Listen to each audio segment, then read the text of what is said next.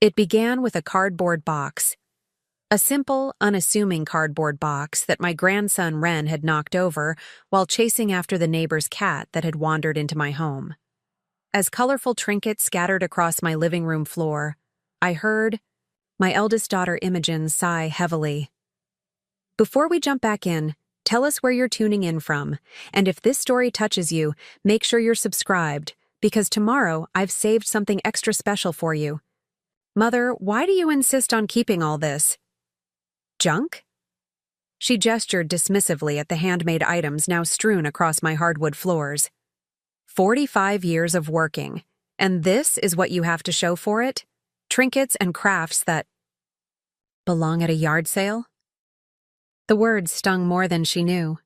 I said nothing as I knelt down to gather my treasures: small carved figurines, hand-painted stones, intricate origami pieces I had folded during lunch breaks at Briarwood Insurance, where I'd spent nearly half a century as an office manager. Each item held a memory, a story, a piece of myself I had carefully tucked away while the world wasn't looking. You should start thinking about downsizing, Mother, Thorne added from his position on my sofa, not bothering to help me collect my scattered possessions. Liquidate whatever assets you have. Make things simpler for everyone. I looked up at my children, Imogen with her perfectly tailored blazer, Thorne scrolling through his phone, and even Fern, my free-spirited youngest, who was examining my collection with thinly veiled embarrassment. In that moment, something inside me shifted. A lifetime of accommodation and quiet sacrifice suddenly felt too heavy to bear any longer. Actually, I said, rising slowly to my feet with as much dignity as my aging knees would allow, I believe I have quite a bit to show for my years. More than you might imagine. Imogen rolled her eyes. Mother, please, we've seen your bank statements. Bart left you comfortable, but hardly. Not everything of value can be found in a bank statement, Imogen, I interrupted, surprising even myself with my firmness. Perhaps it's time I showed you what I've really been building all these years. My name is Eudora Kingsley, though most people call me Dora. For 45 years, I worked as an office manager at Briarwood Insurance, a job that never made headlines or turned heads at dinner parties. When people asked what I did, their eyes would often glaze over before I'd even finished explaining. But I was good at what I did: organizing, mediating, smoothing ruffled feathers, and keeping the complex machinery of office life running without a hitch. My late husband Bartholomew, Bart to his friends, had been a high school chemistry teacher. We'd built what I considered a good life in our modest colonial home on Wisteria Court. We raised 3 children, paid off our mortgage, and even managed to put away enough for a comfortable, if not luxurious, retirement. What no one knew, not even Bart, was that I had been building something else alongside our conventional life. Something that started as a hobby, grew into a passion, and eventually became my hidden fortune. It began in my 30s, when I was drowning in the demands of motherhood and career. I'd found myself drawn to the delicate art of paper cutting, fascinated by how something as simple as paper could be transformed into extraordinary works of art, with nothing but patience and a sharp blade. My first attempts were clumsy, but I practiced during lunch breaks and late at night when the house was quiet. Over time, my hands learned the language of precision. By 40, I had expanded to other forms of art: wood carving, metalwork, textile, design. I converted our garden shed into a studio where I would disappear for hours on weekends. Bart would smile indulgently, calling it my sanity space. The children rarely showed interest, too consumed by their own developing lives. What none of them realized was that I wasn't just creating art, I was building a network. I began by selling small pieces at local craft fairs, then connecting with galleries in neighboring towns. I took classes from master artisans during my vacation time, claiming I was visiting my sister in Meridian Heights when I was actually studying under renowned craftsmen in Sage Blossom Shores. The money I earned went into a separate account, which I then carefully invested in emerging artists whose work spoke to me. By 50, I had amassed a collection that experts would later value at several times our household income. By 60, I had become a silent partner in the Velvet Fox Gallery, a venture that had nearly tripled my initial investment. All of this I kept to myself, not out of deception, but from a deep-seated belief that some things in life should belong solely to oneself. Perhaps it was also the quiet understanding that my children might never appreciate the value of what I had built, not until they were ready to see beyond the confines of conventional success. That readiness, it seemed, had not yet arrived. Even now, as they gathered in my living room to discuss what they clearly viewed as my declining years, they saw only an aging woman with a collection of worthless trinkets. "Mother, we're concerned," Imogen was saying, her voice taking on that particular tone she used for difficult clients, soft yet authoritative. "You're living alone in this big house, surrounded by clutter. It's not practical." "What your sister means," Thorne interjected, finally looking up from his phone, "is that you should consider moving somewhere more appropriate for your situation. Ivy Manor has excellent facilities, and you'd be with people your own age." I noticed Fern, shifting uncomfortably, tugging at the sleeve of her cashmere sweater. Of my 3 children, she had always been the most sensitive to undercurrents, though not always brave enough to swim against them. "What do you think, Fern?" I asked directly. She startled slightly. I just want you to be happy, Mom. And safe. This house has a lot of stairs, and after Dad's heart attack." She trailed off, unable to finish. Ah, there it was. Beneath their practical concerns lay fear. Fear that they would lose me as suddenly as they had lost their father. 3 years ago, fear wrapped in impatience, concern masked as control. "I understand your worries," I said gently, "but before we make any decisions about my future, there's something I need to show you. Not today. I'll need some time to prepare. But shall we say next Saturday? All of you, including Ren. I think it's important he sees this too." They exchanged glances, that silent communication of siblings who suspect their elderly parent might be losing her grip on reality. "Mom, if this is about your craft collection," Fern began. "It's not just about crafts," I interrupted. "It's about legacy, about what 45 years of living really looks like. Please, just come on Saturday." After some cajoling and promises that this wasn't some dramatic last will and testament scenario, they agreed. As they filed out of my house, I caught a glimpse of myself in the hallway mirror. Silver hair neatly styled, posture still straight despite the years, eyes bright with a secret about to unfurl itself. For the first time in decades, I felt a flutter of nervous anticipation in my chest. The fortune I had built had always been for me alone, my secret joy, my private accomplishment. Sharing it would change everything. But perhaps that change was long overdue. That night I called Mavis Holloway, my oldest friend, and the only person who knew the full extent of my artistic and financial ventures. "Are you sure about this, Dora?" she asked, concern evident in her voice. "Once you show them, you can't take it back. The relationship will change." "It's already changing," I sighed. "They see me as diminished, Mavis. As someone to be managed rather than respected. Maybe it's time they understood that there's more to their mother than they ever bothered to discover." "And if they're angry that you kept this from them? From Bart?" I considered this for a moment. Preparing and narrating this story took us a lot of time, so if you are enjoying it, subscribe to our channel. It means a lot to us. Now back to the story. Bart knew I had my art. He may not have known the extent of it, but he respected my need for something that was just mine. As for the children, they're adults now. They'll have to come to terms with the fact that their mother is a complete person, not just an extension of their needs. After hanging up, I made my way to the basement door.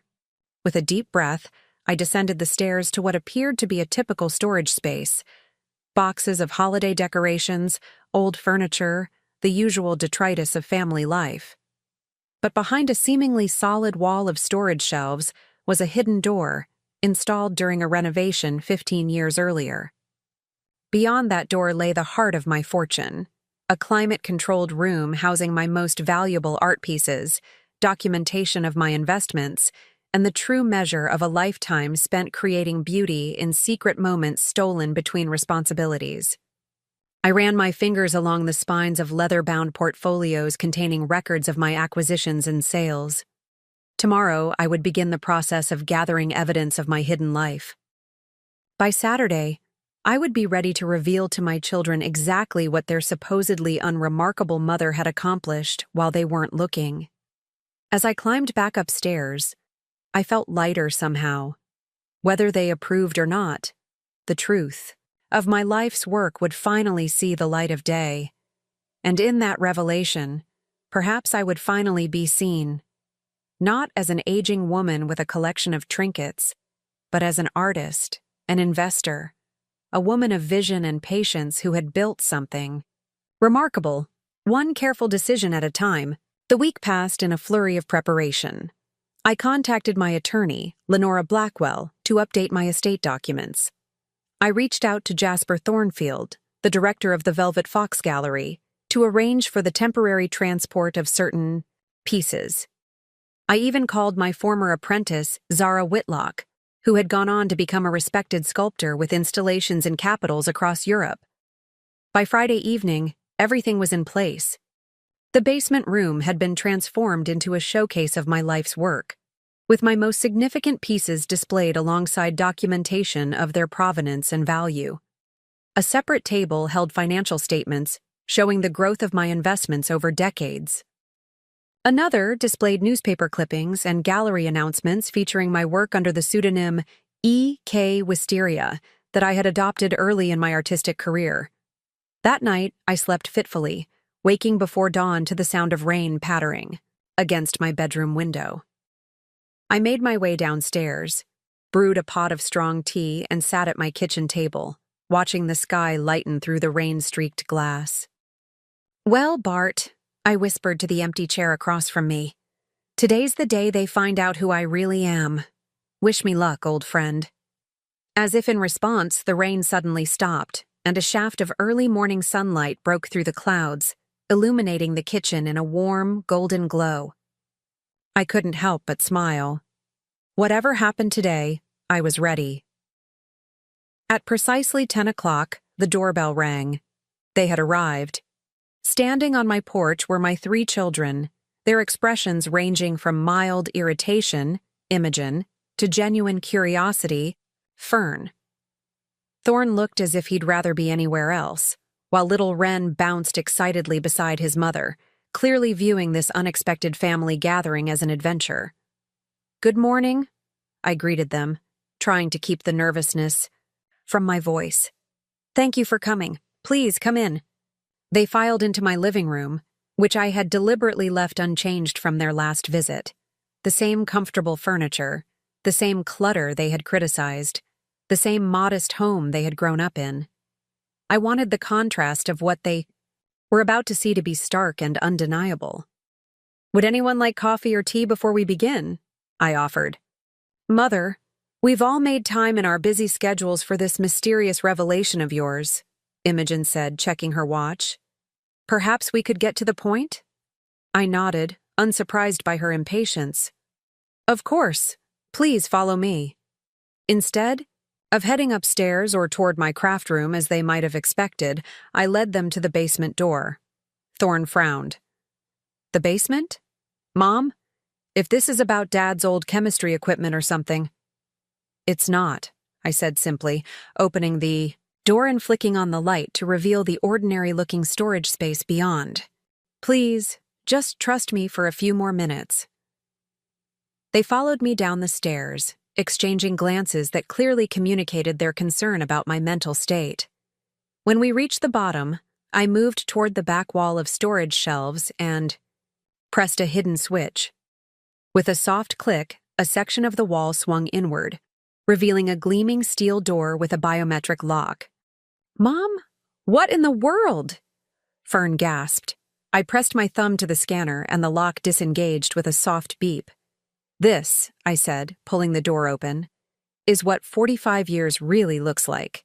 As they stepped into the hidden room, their expressions transformed from confusion to utter disbelief. The space before them looked more like a high-end gallery than a basement room in a modest colonial home. Track lighting illuminated carefully displayed artworks, intricate paper cut, landscapes that captured the rolling hills of Briarwood Glen in breathtaking detail, metal sculptures that seemed to dance with impossible lightness, textile pieces that told stories in thread and fabric, and wood carvings so delicate they appeared to breathe. Along one wall, a timeline documented my artistic journey, from early sci works to recent masterpieces. Another displayed framed reviews and gallery announcements. Glass cases protected smaller, more delicate pieces, each accompanied by a card detailing its creation date, materials, and significance. I don't understand, Imogen said, her voice uncharacteristically small. You made all this? I did, I confirmed, watching as Ren moved from piece to piece, his eyes wide with wonder. Over many years, in moments stolen between responsibilities. But this is only part of the story. I guided them to a sleek conference table at the center of the room, where I had laid out financial documents, investment portfolios, and ownership certificates. While I was creating art, I was also building something else, something that grew alongside my skills. Thorn, being the investment banker, was the first to grasp the implications as he began flipping through the documents. These are, Mother, these investments. He looked up, his face pale. Are these figures accurate? They are, I confirmed, verified by my financial advisor just yesterday. But this would make you... He couldn't seem to finish the sentence. Wealthy, I supplied. Yes, not just comfortable as you assumed. The art you see here has been valued at approximately $7 million. My investments, including my partnership in the Velvet Fox Gallery and stakes in several artists' careers, bring the total to just over $12 million. The silence that followed was deafening. Fern had sunk into a chair, her hand covering her mouth. Imogen stood frozen, her carefully constructed worldview visibly crumbling. Thorn continued to flip through the financial documents as if searching for some mistake. I don't understand, Imogen finally said, her voice tight. Why would you keep this from us? From Dad? Why live in this? This ordinary house, drive that old car, shop at discount stores when you could have. Because this was never about the money, I interrupted gently. The money was a byproduct, not the goal. And this house isn't ordinary to me, Imogen. It's where I raised my family. It's where I built this life. But we could have had so much more, she exclaimed, a lifetime of perceived deprivation suddenly flaring into anger. Private schools, better opportunities. You had everything you needed, I said firmly. And you've all done well for yourselves, haven't you? Without the cushion of inherited wealth or the pressure of expectations that often comes with it. That wasn't your decision to make alone, Thorn said, his voice cold. Dad had a right to know. We had a right to know. Perhaps, I acknowledged. But I needed something that was mine alone, something separate from being a wife, a mother, an employee. Can you understand that? No, Imogen said flatly. I can't understand deceiving your family for decades. Fern, who had been silent until now, finally spoke. I think I might understand a little, she said hesitantly. It's like having a secret garden that no one else can trample through. She looked up at me, her eyes questioning. Isn't it? I felt a rush of gratitude for my youngest child, who had always possessed an intuitive understanding that her siblings lacked. Yes, something like that. A garden is one thing, Thorn said dismissively. Millions of dollars is another. Matter entirely. I had anticipated their reactions. The shock, the sense of betrayal, the recalculation of our entire family history through this new lens. What I hadn't prepared for was Ren's response. The 10-year-old had been quietly examining each piece of art while the adults argued. Now he approached a paper-cut landscape that depicted Wisteria Court in all 4 seasons, the delicate layers creating depth and movement that seemed impossible for such a medium. "Grandma," he said, his voice cutting through the tension, "did you make this with your hands?" I moved to stand beside him. "I did, Ren. It took me almost a year to complete." He studied it intently. "It's like you captured time in paper. Like you can see everything all at once. Winter, spring, summer, fall. All right there." He looked up at me with undisguised admiration. "That's magic." Despite the heaviness in the room, I couldn't help but smile. Not magic, just patience and practice, and love for the craft. "Can you teach me?" he asked eagerly. Before I could respond, Imogen cut in sharply. "Ren, that's enough. This isn't the time." His face fell, and something in me hardened. This was precisely why I had kept my art separate. This dismissal, this inability to see value in anything that couldn't be immediately quantified and leveraged. "Actually," I said, placing a protective hand on Ren's shoulder, "I think this is exactly the time. Ren sees what the rest of you are missing. This isn't just about money or deception or what you think you were entitled to. It's about passion, dedication, and building something meaningful over time." I moved to the center of the room, suddenly feeling stronger than I had in years. "I didn't bring you here to apologize or to suddenly start funding your lifestyles. I brought you here because last week you looked at me and saw nothing but an old woman with trinkets. You saw 45 years of work and dismissed it as having nothing to show." I gestured to the room around us. "This is what I have to show. This is my legacy. Not just the monetary value, though that's certainly real, but the body of work, the mastery of craft, the quiet, consistent dedication to something beyond myself." Thorne shook his head, unmoved. "You still should have told us. Told Dad." "Perhaps," I conceded. "But I'm telling you now. And what matters is what you do with this knowledge going forward." The tension in the room was palpable. Decades of family dynamics, suddenly thrown into chaos by this revelation. I had known it wouldn't be easy, but standing there surrounded by the evidence of my hidden life, I felt no regret, only a strange, unexpected lightness. "I'll give you all some time to process this," I said gently. "Feel free to look around. Ask questions. When you're ready, we can talk about what happens next." I turned to leave, but Imogen's voice stopped me. "What exactly do you expect to happen next, Mother?" she asked, her voice brittle. "You drop this bomb on us, and then what? We're supposed to celebrate your deception?" I turned back to face her, meeting her angry gaze with calm resolve. "No, Imogen. I expect you to see me, really see me, perhaps for the first time. Not as just your mother, but as a whole person with passions and accomplishments of my own. What you do with that seeing is entirely up to you." With that, I left them in the gallery of my life's work and made my way back upstairs. As I put on the kettle for tea, I heard raised voices from below, Thorne and Imogen arguing, Fern trying to mediate as she always did. But underneath it all, I heard something else.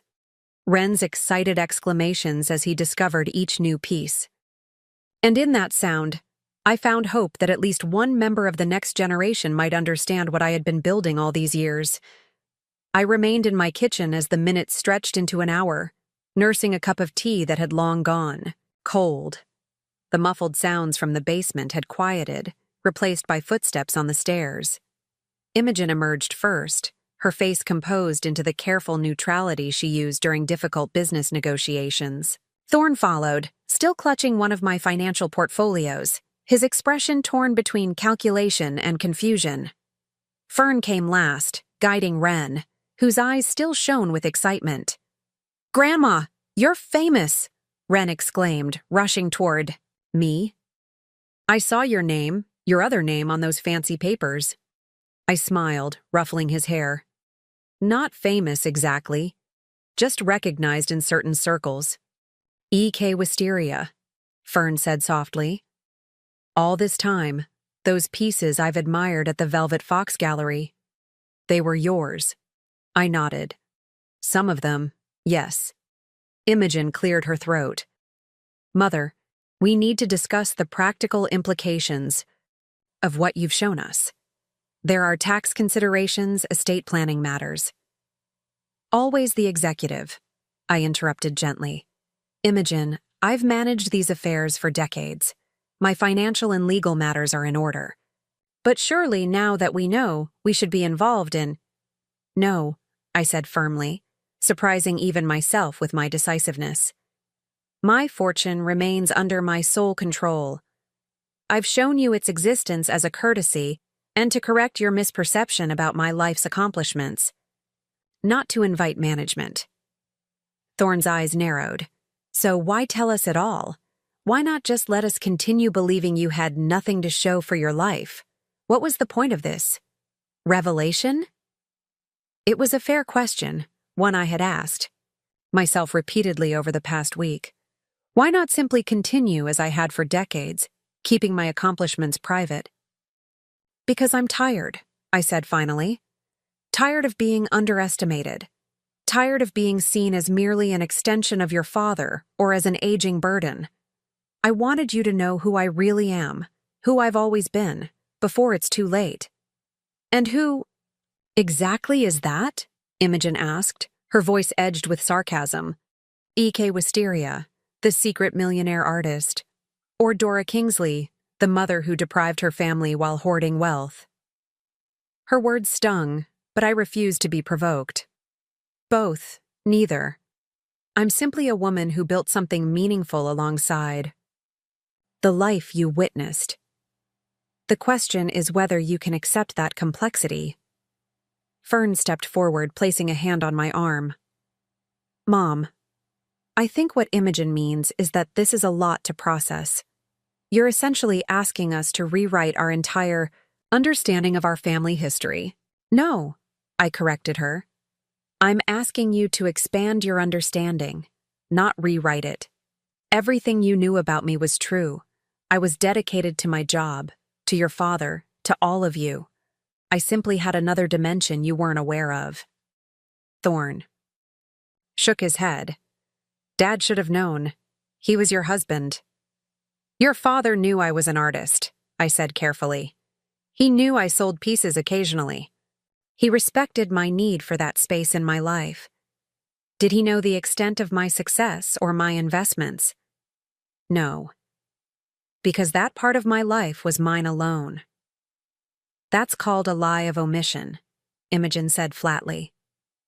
"Perhaps," I acknowledged. "Or perhaps it's called maintaining personhood within a marriage. Would you have preferred that I disappeared entirely into the role of wife and mother, Imogen? Would that have been a more acceptable choice?" She had no immediate answer for that. Wren, who had been listening to this exchange with growing confusion, suddenly piped up. "I think Grandma's art is amazing. And if she made all that money by herself, isn't that a good thing?" Out of the mouths of babes, I smiled at my grandson, grateful for his uncomplicated perspective. "Thank you, Wren. I think it's a good thing, too." A heavy silence fell over the kitchen. My children were grappling not just with the revelation of my secret fortune, but with the implicit critique of their own assumptions. They had built their understanding of me on a partial foundation, and now the ground beneath that understanding had shifted. "I have a proposition," I said finally. "Rather than continuing this circular argument, I'd like each of you to take some time to reflect. In 1 month, I'm holding an exhibition at the Velvet Fox Gallery, my first under my own. name rather than my pseudonym. I'd like you all to attend. In the meantime, I'm going away for a few weeks. Going away? Fern echoed. Where? To Sage Blossom Shores, I said. I've rented a cottage there to finish several pieces for the exhibition. Alone? Imogen asked, her practical mind immediately shifting to concerns about my safety. Yes, alone. As I've done many times before without your knowledge or concern, I reminded her gently. Thorne frowned. Are those trips what you used your vacation time for all those years? Not to visit Aunt Lydia? I nodded. Lydia knew, of course. She was my cover story when needed. Another piece of their understanding shifted, another small betrayal in their eyes, but I remained steadfast. This moment, this decision to step fully into my dual identity, felt like crossing a threshold I could never return from. Yet instead of fear, I felt only a profound sense of rightness, as if I was finally allowing myself to become whole. The exhibition opens April 15th, I continued. I'll send formal invitations. Until then, I ask only that you keep what you've learned today private. Not because I'm ashamed, but because I want to reveal my identity as E.K. Wisteria on my own terms. Imogen looked like she wanted to object, but surprisingly, it was Thorne who spoke first. All right, he said curtly. Your secret's safe until then. But this conversation isn't over, Mother. I wouldn't expect it to be, I replied evenly. They left shortly after, Imogen barely meeting my eyes as she ushered Wren toward the door. Fern lingered, hesitating at the threshold. Mom, she said quietly, I always knew there was more to you than you showed us. I just never imagined this. She gestured vaguely toward the basement. I have questions. So many questions. I know, I said, reaching out to squeeze her hand. And I promise to answer them, after my exhibition. I need this time, Fern. Can you understand that? She nodded slowly. I think so. She paused, then added, Dad would have been proud, you know, once he got over the shock. I felt tears spring to my eyes unexpectedly. Thank you for saying that. After she left, I sat alone in my suddenly quiet house, feeling simultaneously drained and energized. The truth was out, partially at least, and there was no going back. Whatever came next, I had taken control of my narrative in a way I'd never dared before. I picked up my phone and dialed Mavis. Well? She asked without preamble. How did they take it? About as well as you'd expect, I replied. Shock, anger, betrayal, curiosity, the whole spectrum. And how are you feeling? I considered the question carefully. Lighter, I finally said. Like I've put down a heavy suitcase I've been carrying for decades. Good, Mavis said firmly. It's about damn time, Dora. Later that afternoon, I began packing for Sage Blossom Shores. As I folded clothes into my suitcase, I caught sight of myself in the bedroom mirror, a woman of 68 with silver hair and laugh lines. Yes, but also with bright eyes and squared shoulders. A woman who, after decades of dividing herself in two, was finally stepping toward wholeness. The cottage I had rented in Sage Blossom Shores sat on a bluff overlooking the ocean, its weathered cedar shingles and blue trim giving it a timeless quality that had captured my heart years ago when I first discovered this artist's enclave. Had stayed here many times over the decades, always under my pseudonym, always with the excuse of visiting my sister. As I unlocked the familiar door and wheeled my suitcase inside, I felt the tension of the past week begin to dissipate. Here I had always been E.K. Wisteria, without apology or concealment. Here I could think clearly about the path forward. The caretaker had left fresh flowers on the kitchen table and a note welcoming Ms. Wisteria back to Sage Blossom. I smiled. At the irony, soon, both my identities would merge, and such deceptions would no longer be necessary. I spent that first evening settling in, arranging my art supplies in the sunroom that served as a studio, and walking along the shore as the sun set, painting the waves in shades of gold and crimson. The rhythm of the ocean had always helped me think, and now I had much to consider. What exactly did I want from this revelation? Not financial support for my children. They were successful in their own rights. Not validation. My work had received that from critics and collectors for years. Perhaps what I truly sought was integration, the chance to finally bring together the compartmentalized pieces of myself into one coherent whole. The next morning, I began work on what would become the centerpiece of my exhibition, a large-scale paper cutting that depicted not landscapes or abstract designs as most of my work did, but a woman's life journey, rendered in layers of intricate detail. From childhood to old age, the piece would show transformation through symbols and imagery, the figure moving from constraints toward freedom with each passing decade. Days blended together as I worked, stopping only to eat, sleep, and walk along the shore. I had brought my phone but rarely checked it, preferring the cocoon of concentration that had always been my refuge. Occasionally, I would see a text from Fern checking in, or an email from my attorney with documents requiring my signature, but otherwise, I existed in blissful solitude. 2 weeks into my stay, I received an unexpected call from Jasper Thornfield, director of the Velvet Fox Gallery. "Dora," he said, his voice tight with concern. "There's something you should know. Someone's been making inquiries about E.K. Wisteria, pointed questions about your identity, your background, your relationship to the gallery." My heart skipped a beat. "Who?" "A journalist from the Meridian Heights Chronicle," he replied. "Said she got an anonymous tip that E.K. Wisteria was actually a local retiree who'd been leading a double life." I closed my eyes, a wave of betrayal washing over me. "One of my children," I said quietly. "Pardon?" "Nothing," I replied. "What did you tell her?" "That I respect my artist's privacy and had no comment," Jasper said firmly. "But Dora, if you're planning to reveal your identity at the exhibition anyway, does it matter if it leaks beforehand?" "It matters to me," I said, my voice hardening. "This is my story to tell, on my terms." After hanging up, I paced the cottage, anger and disappointment warring within me. Which of my children had broken their promise?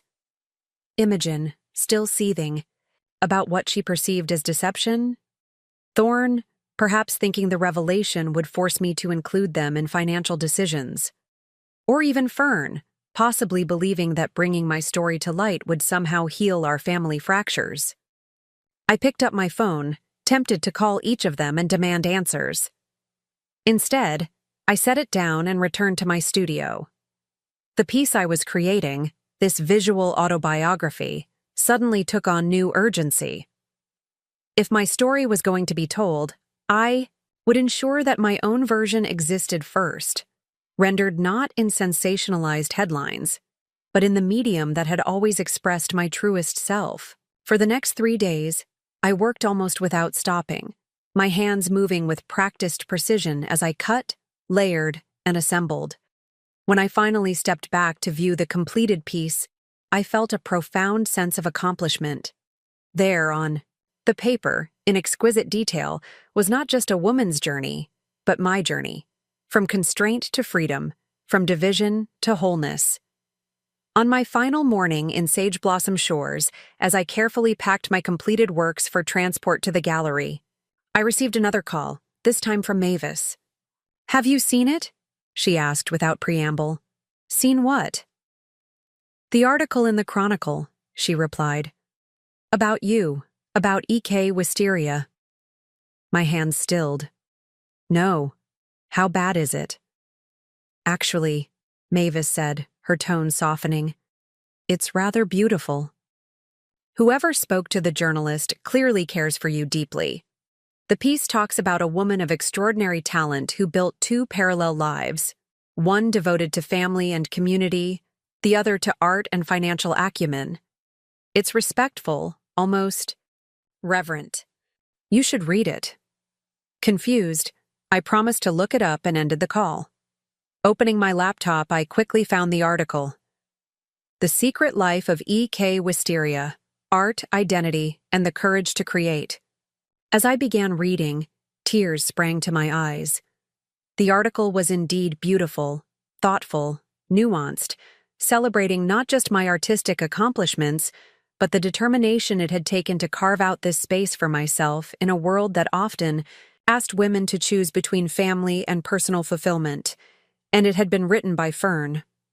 My youngest daughter, who had majored in journalism before shifting to marketing, had crafted a piece that honored both sides of my life without judgment or sensationalism. She had interviewed Jasper, several collectors of my work, and even Mavis, weaving their perspectives into a portrait that felt startlingly true.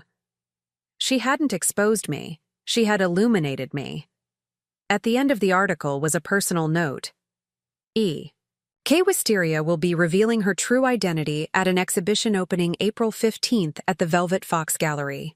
As her daughter, I am honored to invite the public to witness the unveiling of not just new works of art, but of a woman who has, all along, been creating her masterpiece. A life lived on her own terms. I sat on the cottage porch, the article, open on my lap, watching the waves crash against the shore. Tomorrow I would return to Briarwood Glen to face whatever came next, the exhibition, the public revelation, the continuing complicated conversations with my children. But in this moment, I felt a profound sense of peace.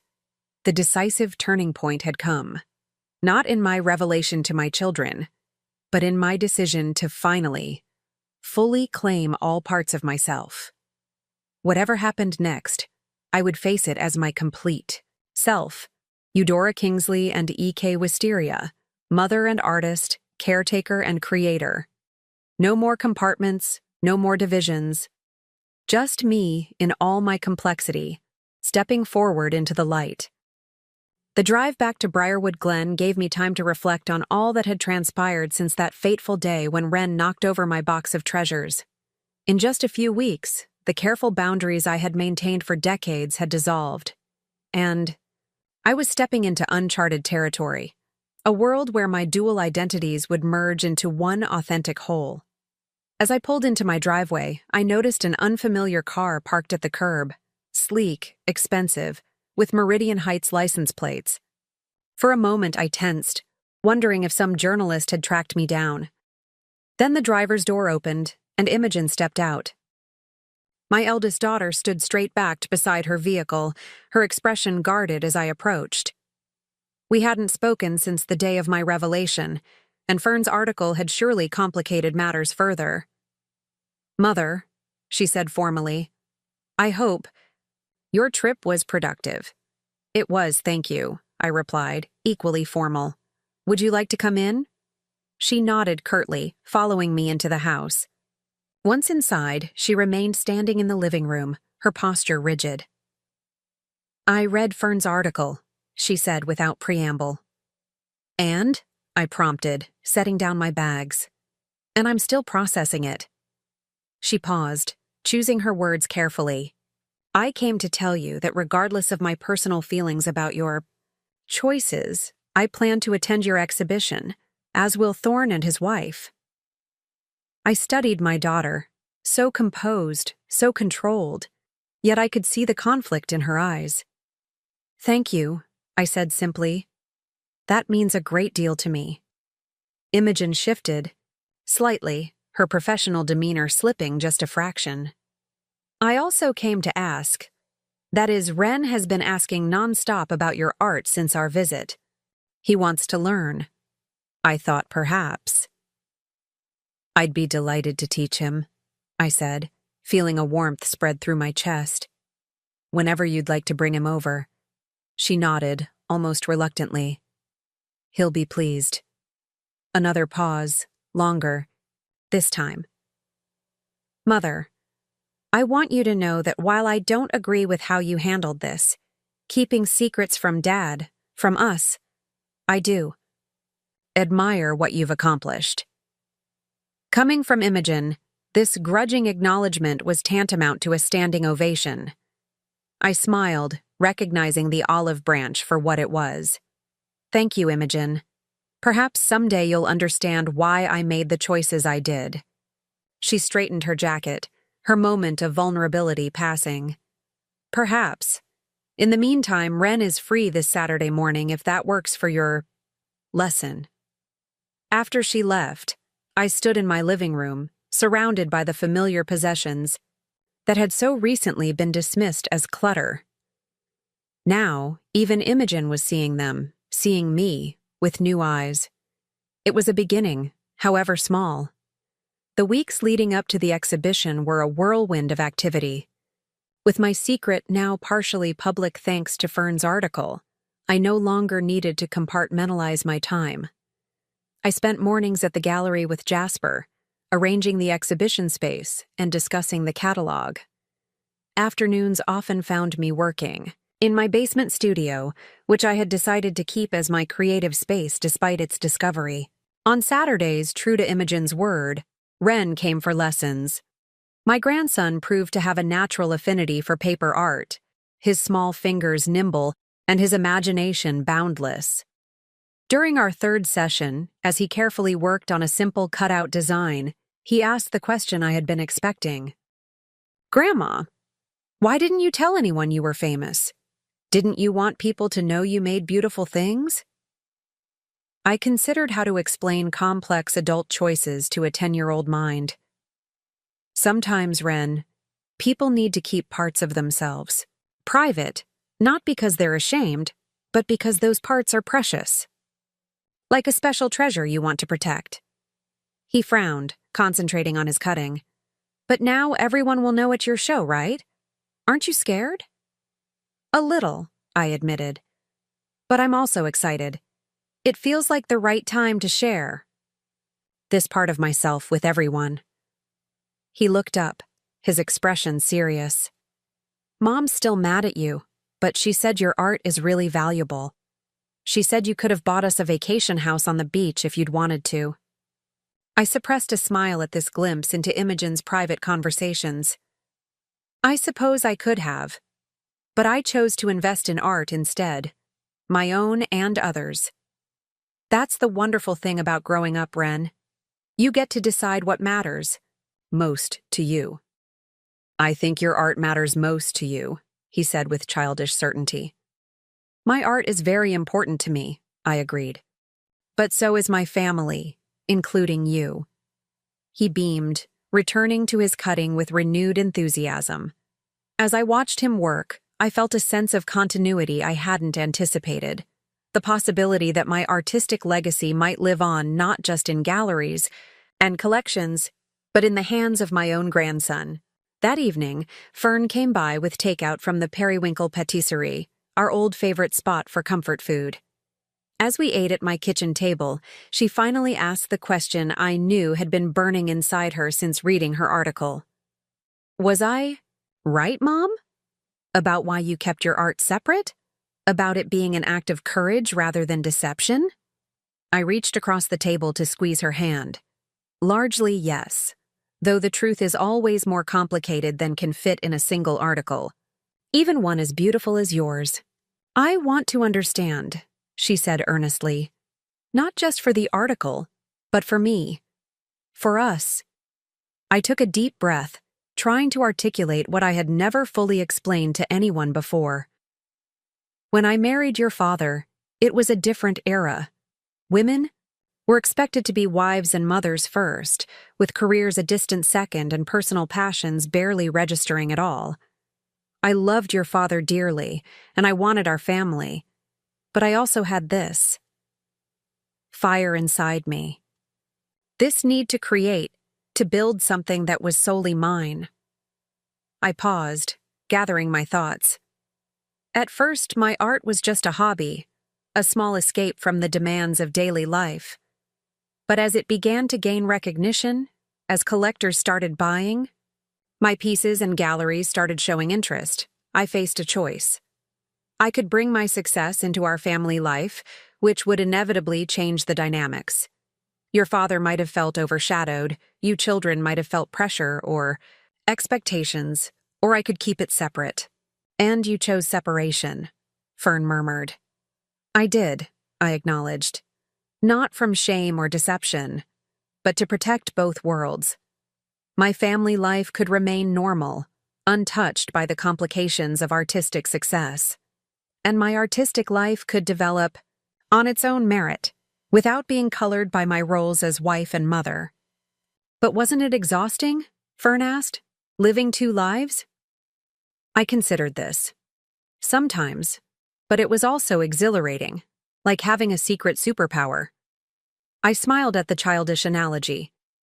In my daily life, I was just Dora Kingsley, office, manager and mother.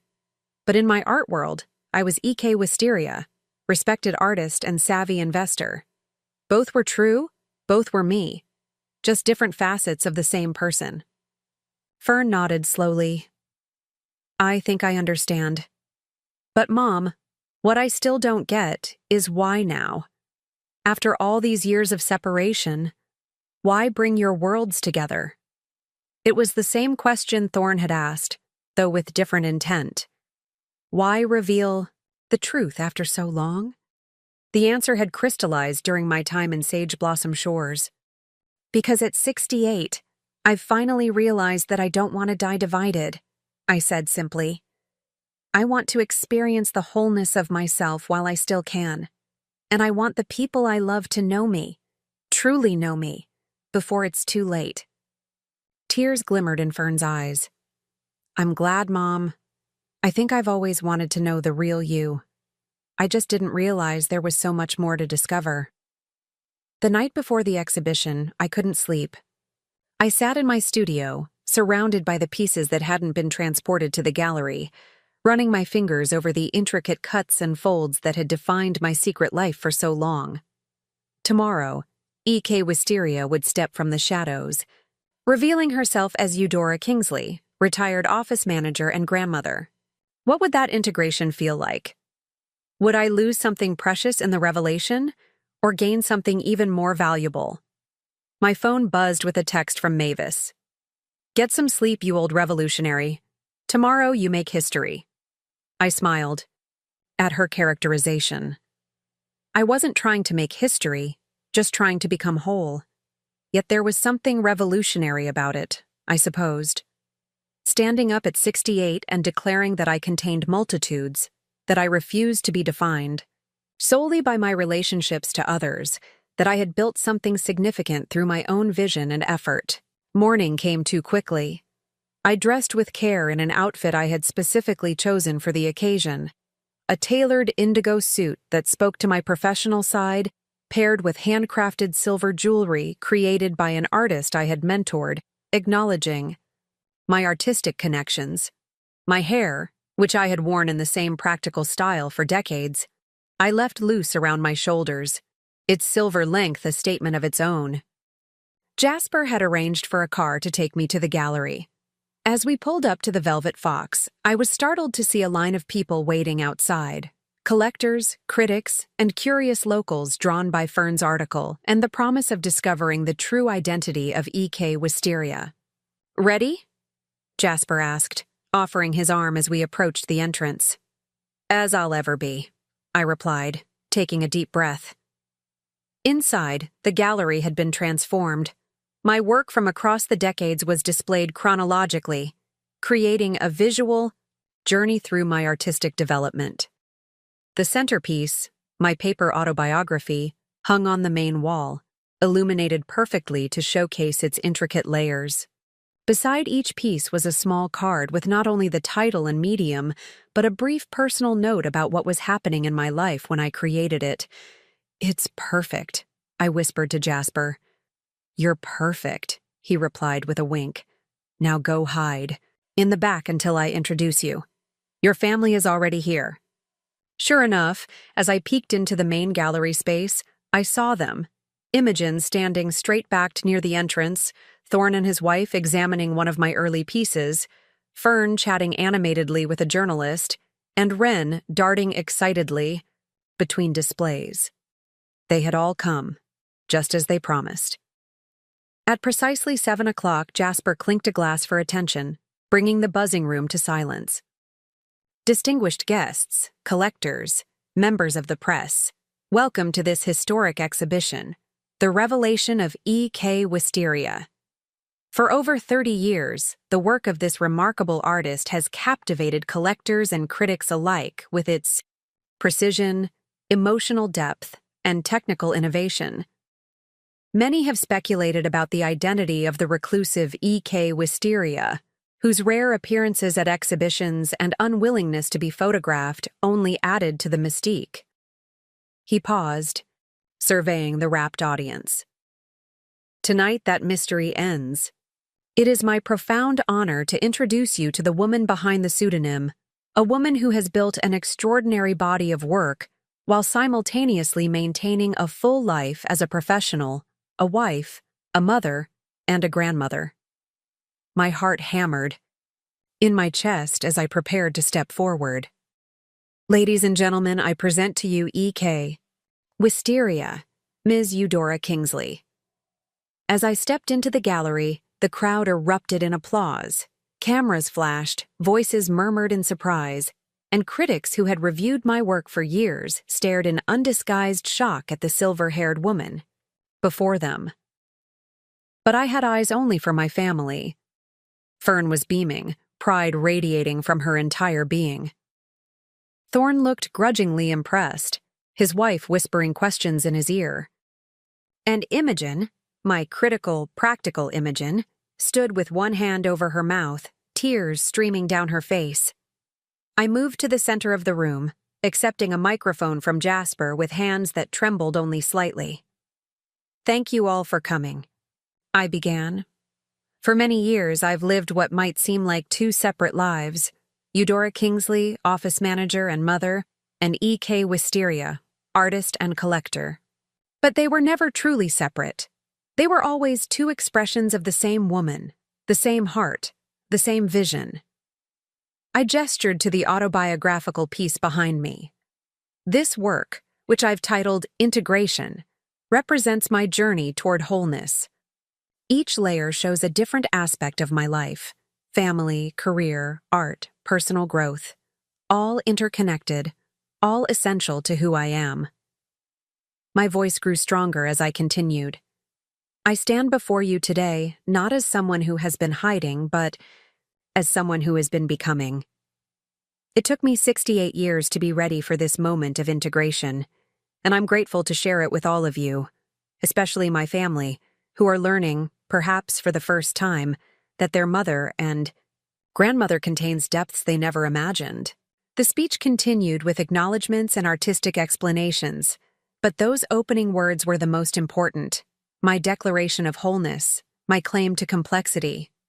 As I spoke, I watched understanding dawn on faces throughout the crowd, saw nods of recognition from women of my generation who perhaps recognized their own compartmentalized lives in mine. When the formal presentation ended, I was immediately surrounded by journalists, collectors, and gallery patrons, all eager to speak with the newly revealed E.K. Wisteria. I answered questions graciously but briefly, my attention drawn repeatedly to my family, who waited at the edges of the crowd. Eventually, I made my way to them. Fern embraced me immediately, whispering congratulations. Thorne offered a stiff nod that nonetheless acknowledged the significance of the moment. But it was Imogen who surprised me most, stepping forward with uncharacteristic hesitation. "Mom," she said, her voice thick with emotion, "I think I finally understand. It wasn't about the money at all, was it?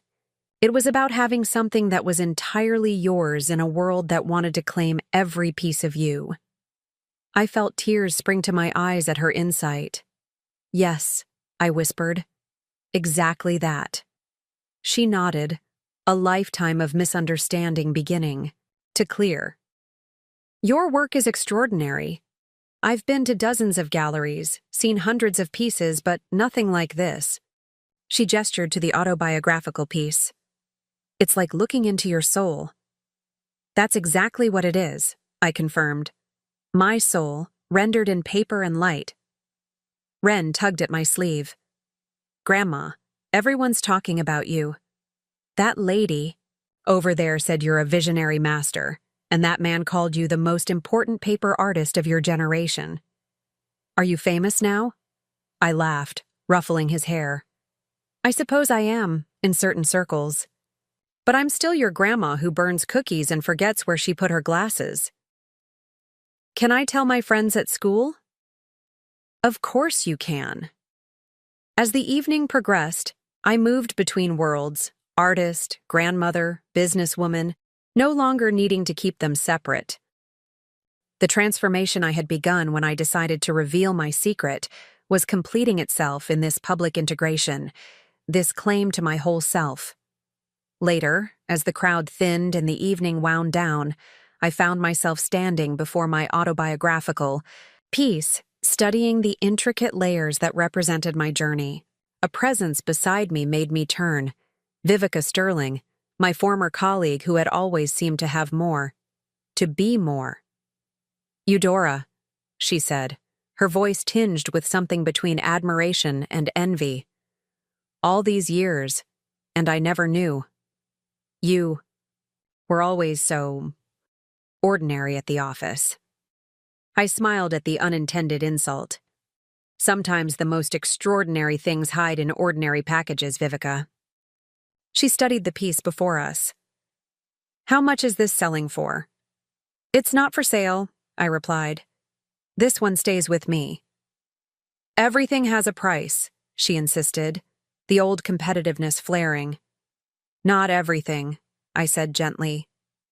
Some things are beyond price, like the journey it represents. She shook her head, unable to comprehend a value that couldn't be monetized, and drifted away toward pieces that were available for purchase. I watched her go, feeling not triumph, but a strange compassion. Vivica would likely never understand the fortune I had built. Not the financial one, but the fortune of self-knowledge, of creative fulfillment, of integrity finally achieved. As the exhibition closed for the night, my family gathered around me, no longer strangers to my accomplishments but witnesses to my integrated self. We weren't healed. There were still conversations to be had, adjustments to be made. But we had begun a new chapter together. Shall we go home? Fern asked, offering her arm. Home. The word held new meaning now. Not a place where I hid parts of myself, but a place where I could exist fully, completely. A place of integration. Yes, I said, taking her arm. Let's go home. 6 months after the exhibition, life had settled into a new rhythm, one that no longer required compartmentalization or secret identities. My coming out as E.K. Wisteria had created ripples that continued to expand outward, transforming not just my own life, but the lives of those around me. The basement studio had been renovated into a proper workspace with large windows and specialized lighting. The hidden door remained, but now it stood proudly open, a symbol of the integration I had achieved. Several times a week, Ren came for lessons, his natural talent flourishing under my guidance. Occasionally, Imogen would linger after dropping him off, asking hesitant questions about techniques or artistic choices, her own creativity tentatively awakening after years of dormancy. Thorne had eventually come to terms with my deception, as he still occasionally called it, in his own practical way, by helping me reorganize my financial holdings for optimal tax efficiency and long-term growth. Though he would never fully understand my choices, he had come to respect the results, both artistic and financial. Fern had perhaps undergone the most profound transformation. Inspired by my late-in-life revelation, she had left her marketing position to return to journalism, specializing in profiles of women who had carved unconventional paths through life. Her series Hidden Legacies, beginning with my story, had been picked up by a national publication and was gathering a devoted following. As for me, I had emerged from my cocoon of secrecy into a new kind of freedom. No longer Dora the office manager or E.K. Wisteria the reclusive artist, but simply myself, complex, multifaceted, whole. On a crisp autumn morning, I sat in my studio, working on a new piece while Mavis lounged in a comfortable chair by the window, leafing through the latest catalog from my exhibition in Meridian Heights. The piece had been traveling for months now, introducing E.K. Wisteria, and by extension, Eudora Kingsley, to audiences across the country. "You've become quite the celebrity," Mavis remarked, tapping a photo of me speaking to a crowd of admirers. "How does it feel?" I set down my cutting tools, considering the question. Strange, but not unpleasant. Like wearing a new pair of shoes that weren't made for me but somehow fit perfectly. Mavis chuckled. "Only you would describe fame as ill-fitting footwear." "Not ill-fitting," I corrected her. "Just unexpected. I never created art for recognition. I created it because I had to. Because there was something inside me that demanded expression. And now? Now I create for the same reason, but with an awareness that others are watching, it changes things, subtly."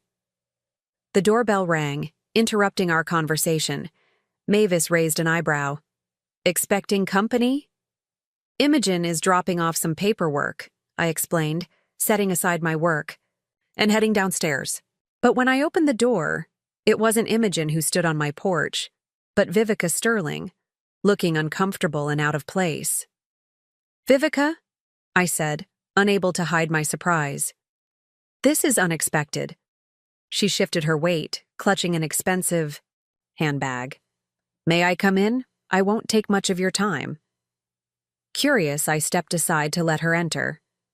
Vivica had been notably absent from my life since the exhibition opening, though I'd heard through mutual acquaintances that she had purchased one of my smaller pieces at a significant price. In my living room, no longer dismissed as cluttered, but now viewed as an artist's thoughtfully curated space, Vivica perched on the edge of my sofa, declining my offer of tea. "I'll get straight to the point," she said, her voice carrying the brisk efficiency I remembered from our office days. "I'm starting a foundation to support women artists over 50. I'd like you to be on the advisory board." I blinked, taken aback. "Why me?" "Because you're the perfect example of what we want to support," she replied, some of her old competitiveness softening into something like admiration. "Women who create extraordinary work while the world isn't looking. Women who persist despite being overlooked or underestimated." "I'm flattered," I said carefully. "But why are you doing this, Vivica? Art has never been your passion." She glanced away, a flash of vulnerability crossing her perfectly made-up face. "Your story affected me, made me think about my own life and what I'll leave behind. I've spent decades accumulating wealth and status, but what have I created? What will remain of me when I'm gone?" The naked honesty of her words surprised me. Vivica Sterling, who had always seemed so certain of her choices, was experiencing her own moment of reckoning. "So this foundation is your creation," I suggested. She nodded. "My legacy, perhaps. Will you help me build it?" I studied her, seeing beyond the designer clothes and carefully maintained exterior to the woman beneath, someone who, like me, was searching for meaning beyond conventional success. "I'd be honored," I said finally, "on one condition." "Which is?" "That we focus not just on established artists, but on women who haven't yet found their voice, women still trapped in the lives others expect them to lead." A smile spread across Vivica's face, genuine, without her usual calculation. "I was hoping you'd say that." She reached into her bag and pulled out a folder. "I've already started compiling ideas. Perhaps we could discuss them over lunch. Next week?" After she left, I returned to my studio, where Mavis waited with raised eyebrows. Was that Vivica Sterling I saw leaving? The same Vivica who once said your practical shoes were a crime against femininity? I laughed, recounting our conversation. Mavis listened with growing amazement. "Well," she said when I'd finished, "it seems your revelation has sparked a chain reaction. First your children, now Vivica. Who's next? The whole town?" "I prefer to think of it as a pebble in a pond," I said, returning to my work. The ripples move outward, touching shores I never imagined reaching. And reach they did. The Sterling Kingsley Foundation for Women in the Arts launched 6 months later with significant funding and immediate acclaim. Applications flooded in from women across the country. Teachers who painted at night after their children were asleep, nurses who sculpted between shifts, office workers who wrote poetry on lunch breaks. Women like I had been, carving out space for creativity in lives defined by others' expectations. We provided grants, mentorship, exhibition opportunities, all the support I had lacked in my early years. Each time we helped a woman step into her artistic identity, I felt a profound sense of rightness, as if my own journey had been leading to this all along. My personal life transformed as well. The relationship with my children deepened as they came to know me, truly know me perhaps for the first time. Imogen still struggled occasionally with what she saw as decades of deception, but even she couldn't deny the authenticity with which I now lived. "I've been thinking about taking a pottery class," she confessed during one of our now regular dinners. "I've always liked the idea of creating something with my hands." "You'd be wonderful at it," I encouraged. "You have an excellent eye for form." She looked startled, then pleased by the compliment. "Do you really think so?" "I know. So, creativity runs in the family after all." Thorne approached my artistic identity with characteristic pragmatism, helping me establish a trust to manage my collection and ensure its preservation. "These pieces should remain together," he insisted.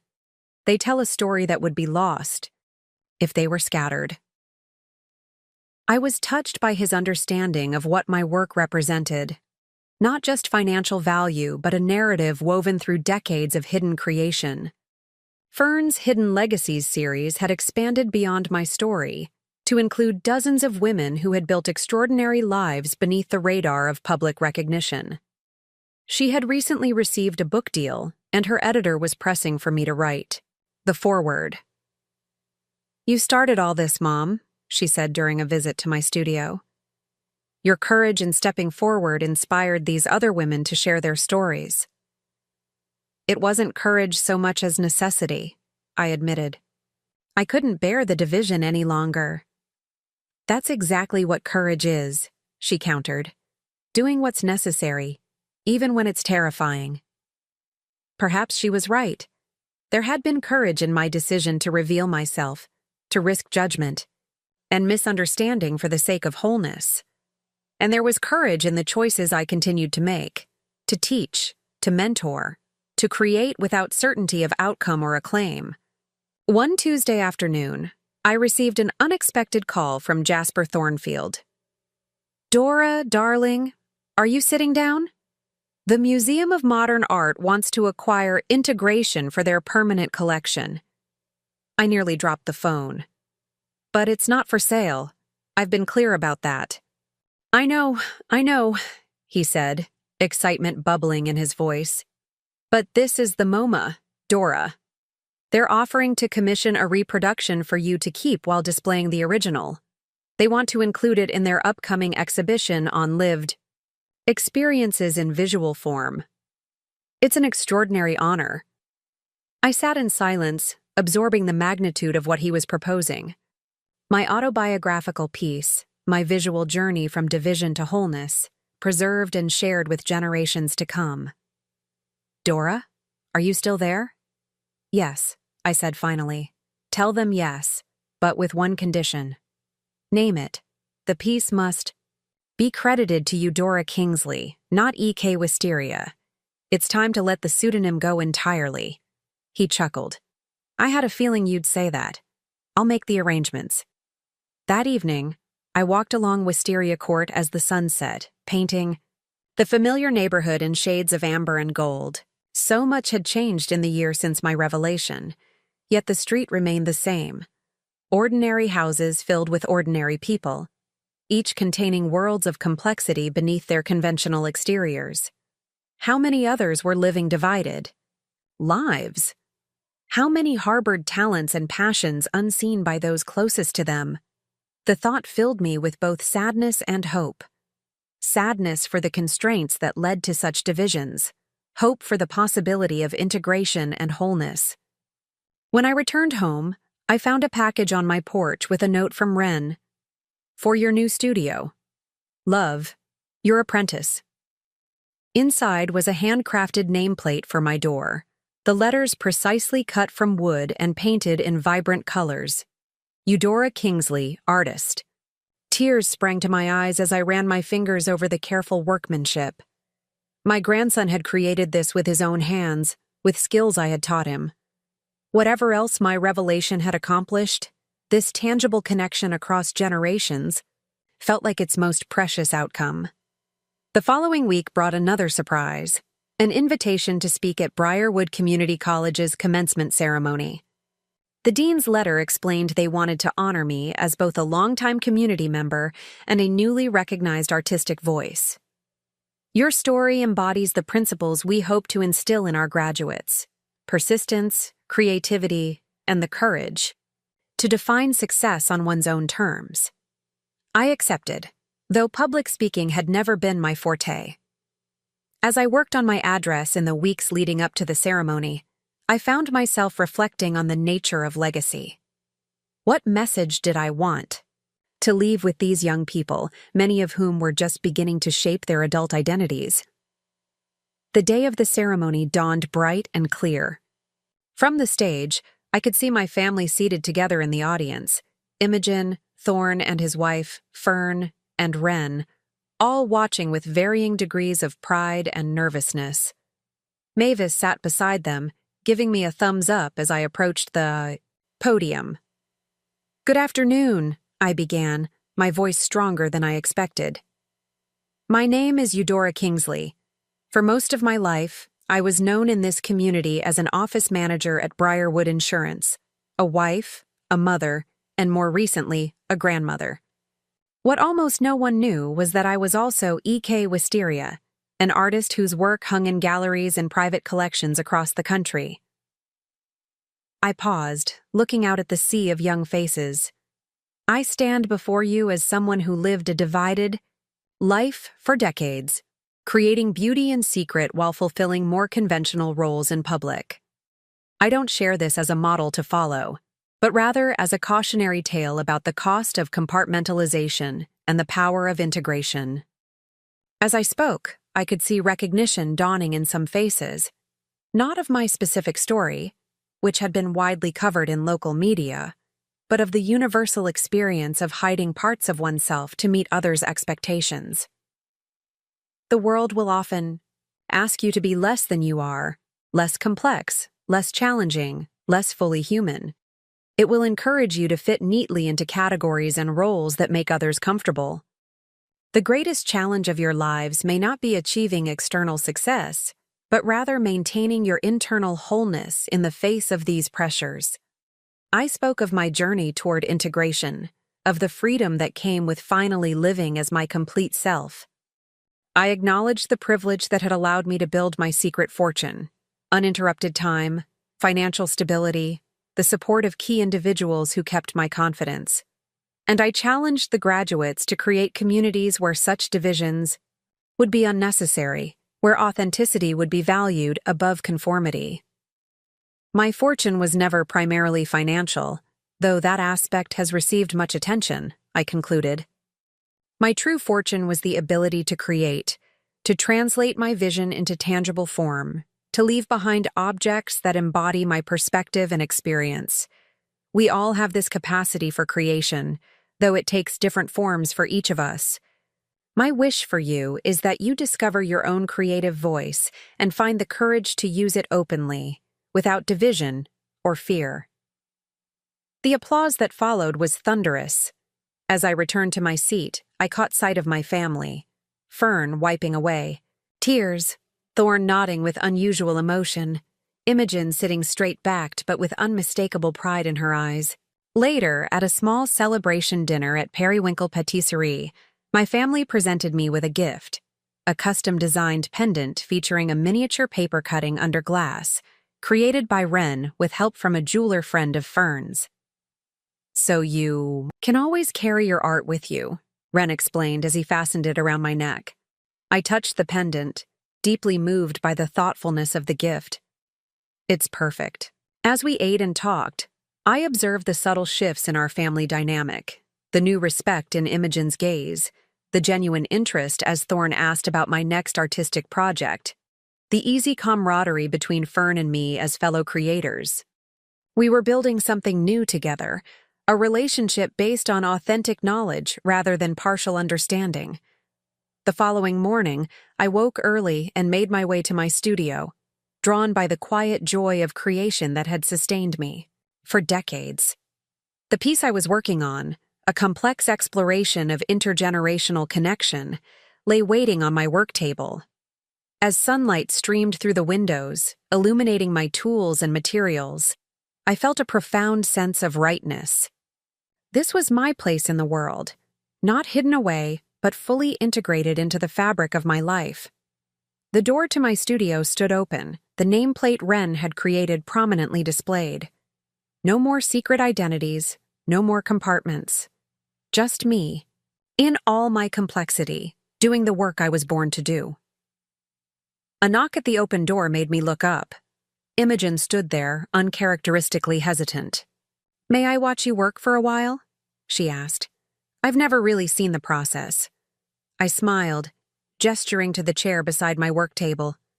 "Of course, I'd like that." As she settled beside me, I picked up my tools and began the delicate process of cutting, layer by layer, to reveal the image hidden within the paper. We sat in comfortable silence, the only sound the soft snip of my precision scissors and the occasional rustle of paper.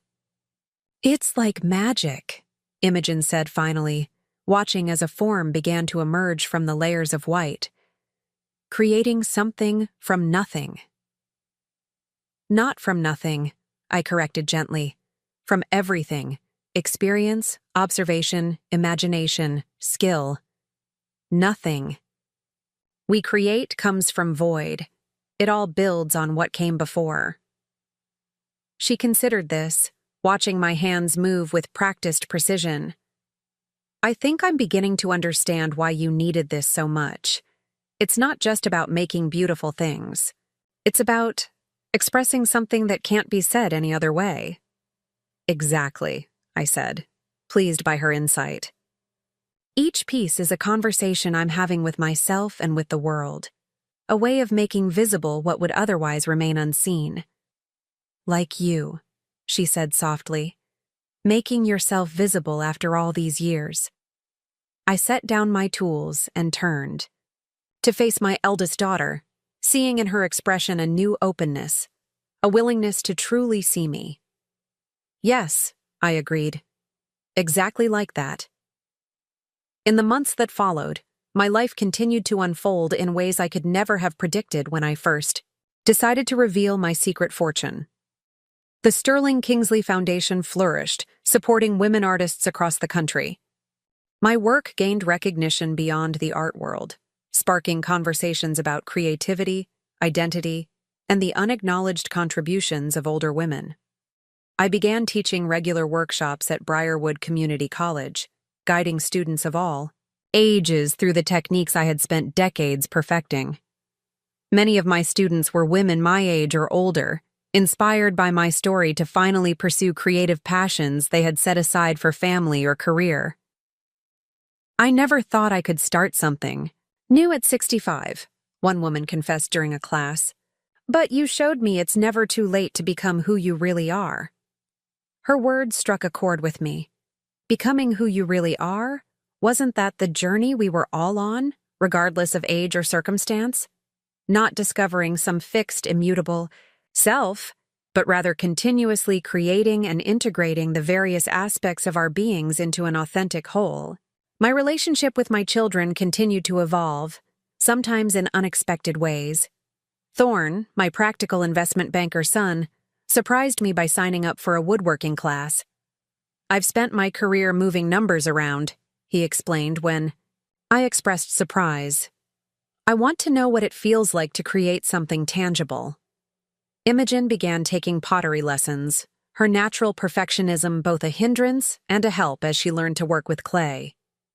"It's teaching me to accept imperfection," she admitted during one of our now regular studio visits. "Something I've never been good at." Fern's book, Hidden Legacies: Women Who Created in Secret, was published to critical acclaim, with my story as the opening chapter. At the launch event, she surprised me by revealing that she had been writing poetry for years without telling anyone. "I was afraid of being judged," she confessed, "but watching you step into the light gave me courage." And Ren, my precious grandson, continued to develop his artistic skills under my guidance, his natural talent blossoming with each passing month. "Do you think I could be famous like you someday, Grandma?" he asked once as we worked side by side. "You could be," I told him honestly. "But fame isn't the goal, Ren. The goal is to create work that expresses your unique vision, work that only you can make. The recognition may come or it may not, but the joy is in the making." He nodded solemnly, absorbing this perspective that ran counter to much of what modern culture taught about success and validation. In a world obsessed with external recognition, I wanted him to understand the profound satisfaction of creation for its own sake. One evening, as spring blossoms carpeted Wisteria Court in delicate pink and white, I sat on my porch swing watching the neighborhood children play. From inside came the sounds of my family preparing dinner. Imogen and Fern's gentle bickering over spices, Thorne's deep laugh at something Wren had said, the comfortable domestic symphony I had once feared would be disrupted by my revelation. Instead, our bonds had deepened, tempered by truth and strengthened by mutual understanding. The fortune I had hidden for so long, both financial and artistic, had not divided us as I had feared, but had ultimately brought us closer together, creating new connections based on authenticity rather than assumption. Mavis joined me on the porch, settling into the swing beside me with a contented sigh. "Penny for your thoughts?" I smiled, watching the sunset paint the sky in shades I would once have tried to capture in paper and light. "I was just thinking about fortune, what it really means." "And what conclusion have you reached?" she asked, knowing me well enough to recognize the reflective mood. "That the greatest fortune isn't what you accumulate or achieve," I said slowly. "It's what you discover and express. It's the courage to become fully yourself, whatever that might mean." Mavis nodded, understanding without need for further explanation. We sat in comfortable silence as twilight deepened around us. Two old friends who had witnessed each other's journeys with love and acceptance. Inside, Wren called my name, his voice excited about something he wanted to show me. I rose from the swing, ready to return to the warmth and light of my family, to the life I had finally managed to fully claim as my own. "Coming," I called back, taking one last look at the peaceful street where I had lived so many years divided, and where I would spend my remaining years whole. The hidden fortune I had revealed wasn't just the art or the money.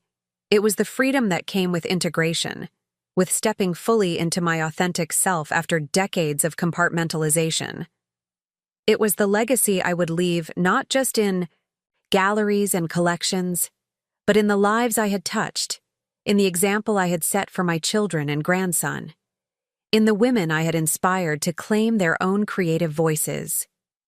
As I stepped back into my home, my true home, where all parts of me were now welcome, I felt a profound sense of peace. Whatever came next, I would face it as my complete self. Eudora Kingsley, mother, grandmother, artist, mentor, friend. No. More hiding, no more division. Just me, in all my complicated, creative, fully realized humanity. And that, I realized, was the greatest fortune of all. 5 years passed in a blur of activity and transformation. My 70s, which I had once quietly anticipated as a time of gradual retreat, instead became the most expansive period of my life. The Sterling Kingsley Foundation had grown beyond our initial vision, establishing satellite offices in 3 cities and supporting hundreds of women artists through grants, exhibitions, and mentorship programs. Vivica and I had developed an unlikely but effective partnership, her business acumen complementing my artistic perspective. What had begun as her search for legacy had blossomed into genuine passion. She now spoke about emerging artists with the same enthusiasm she had once. Reserved for investment opportunities. We need to talk about the Harrisville residency program, Vivica announced, breezing into my studio one crisp October morning. Her silver hair was cut in a stylish bob, and she wore a paint-splattered smock over her designer clothing, a visual representation of her own transformation over the years. I set down my cutting tools and removed my magnifying glasses. "Good morning to you too, Vivica." She waved away my gentle rebuke with a manicured hand. "No time for pleasantries. The Oakwood Foundation just doubled their funding offer, but they want us to expand the program to 12 artists instead of 8. I think we should counter with 10 and use the extra funds to extend the residency period." I smiled at her intensity. "Sit down, Vivica. Have some tea. The Harrisville residency won't collapse if we take 10 minutes to breathe." She sighed dramatically but settled into the chair opposite my work table, accepting the cup I offered. "You've become disgustingly zen in your old age, Dora." "Not zen, just experienced enough to know that few decisions are so urgent they can't wait for tea." I studied her over the rim of my cup. "What's really bothering you? This isn't about Harrisville." Vivica's carefully composed expression faltered. "My daughter called. She's getting divorced." "Ah." I knew Vivica's relationship with her only child was complicated at best. Celestine Sterling Hayes was a corporate attorney in Azurite City who had always maintained a polite but distant relationship with her mother. "Is she all right?" "I don't know. She didn't tell me herself. Her assistant called to update my contact information." Vivica's voice held a familiar bitterness. 38 years old, and she still can't bring herself to have a real conversation with me. The pain beneath her brisk exterior was palpable. In the years we'd worked together, Vivica had gradually revealed glimpses of her own compartmentalized life, the driven career woman who had delegated parenthood to nannies and boarding schools, who had pursued status and accomplishment at the expense of connection. "Have you tried calling her?" I asked gently. "Of course I have. She's too busy right now." Vivica set down her teacup with a sharp click. "Let's get back to Harrisville. At least that's something I can actually influence." I reached across the table to cover her hand with mine. "Go to Azurite City. Don't call first. Just go to her office with no agenda except to be present for whatever she needs." "She doesn't need me," Vivica said flatly. "She never has." "Everyone needs connection, Vivica, especially during difficult transitions." I squeezed her hand. "Trust me on this. I've learned a few things about repair and reconciliation." She looked skeptical but nodded slowly. "Perhaps you're right. The foundation can survive without me for a few days." "More than survive," I assured her. "We have that brilliant new program director you insisted on hiring despite her lack of traditional qualifications." That brought a smile to Vivica's face. "Zara is exceptional, rather like another unconventional artist I know." She stood, straightening her smock. "Very well, Dora. I'll go to Azurite City, but when I return, we're finalizing the Harrisville details." After she left, I returned to the piece I was working on, a gift for Ren's upcoming 16th birthday. My grandson had developed into a talented artist in his own right, working primarily in digital media, but with a strong foundation in traditional techniques I had taught him. The piece was a paper landscape of sage blossom shores, where we had spent several summers together working side by side in the cottage I now owned rather than rented. As I worked, my mind drifted to the ways my family had evolved since my revelation. Imogen had recently taken early retirement from her executive position to pursue ceramics full-time, creating sculptural pieces that were beginning to attract serious attention in the art world. Our relationship had deepened into something I had never thought possible, a friendship between equals, both artists navigating different stages of the same journey. Thorne remained firmly in the financial world, but his woodworking hobby had given us common ground we had never before shared. He now understood the meditative focus of creative work, the way time could dissolve when hand and eye and material aligned in perfect harmony. Last Christmas, he had given each family member handcrafted boxes with intricate inlay work, his precision and attention to detail translating beautifully to this new medium. Fern's Hidden Legacies book had spawned 2 sequels and a documentary series, establishing her as an authority on women's unrecognized contributions across various fields. She had recently been appointed writer-in-residence at Briarwood Community College, where she taught courses on narrative journalism and creative nonfiction. Her own poetry, initially shared just with me, had been published in several prestigious journals. The doorbell rang, interrupting my reflections. I glanced at the clock, surprised to see it was already past noon. Setting aside my work, I made my way downstairs to find a delivery person holding an oversized envelope. "Ms. Kingsley, this requires a signature." After signing, I carried the package to my kitchen table. The return address was from the National Endowment for the Arts in Washington, D.C. My heart quickened as I carefully opened the envelope and removed its contents, an official letter and an elegantly designed certificate. "Dear Ms. Kingsley," the letter began, "it is our great pleasure to inform you that you have been selected to receive the National Medal of Arts, the highest award given to artists and arts patrons by the United States government." I set the letter down, my hands trembling slightly. The National Medal of Arts, an honor I had never dreamed of, never aspired to. The ceremony would be held at the White House in 3 months' time. Recipients were encouraged to bring family members to the event. Overwhelmed, I did what I had always done in moments of significance. I retreated to my studio, to the familiar comfort of paper and blade and creative focus. But for once, I couldn't lose myself in the work. The magnitude of this recognition kept intruding, along with a persistent question. What would my younger self think of this moment? The office manager who had carved out precious minutes for her art between responsibilities, the mother who had hidden her creative achievements for fear of disrupting family dynamics, the woman who had divided herself in 2 for the sake of convention.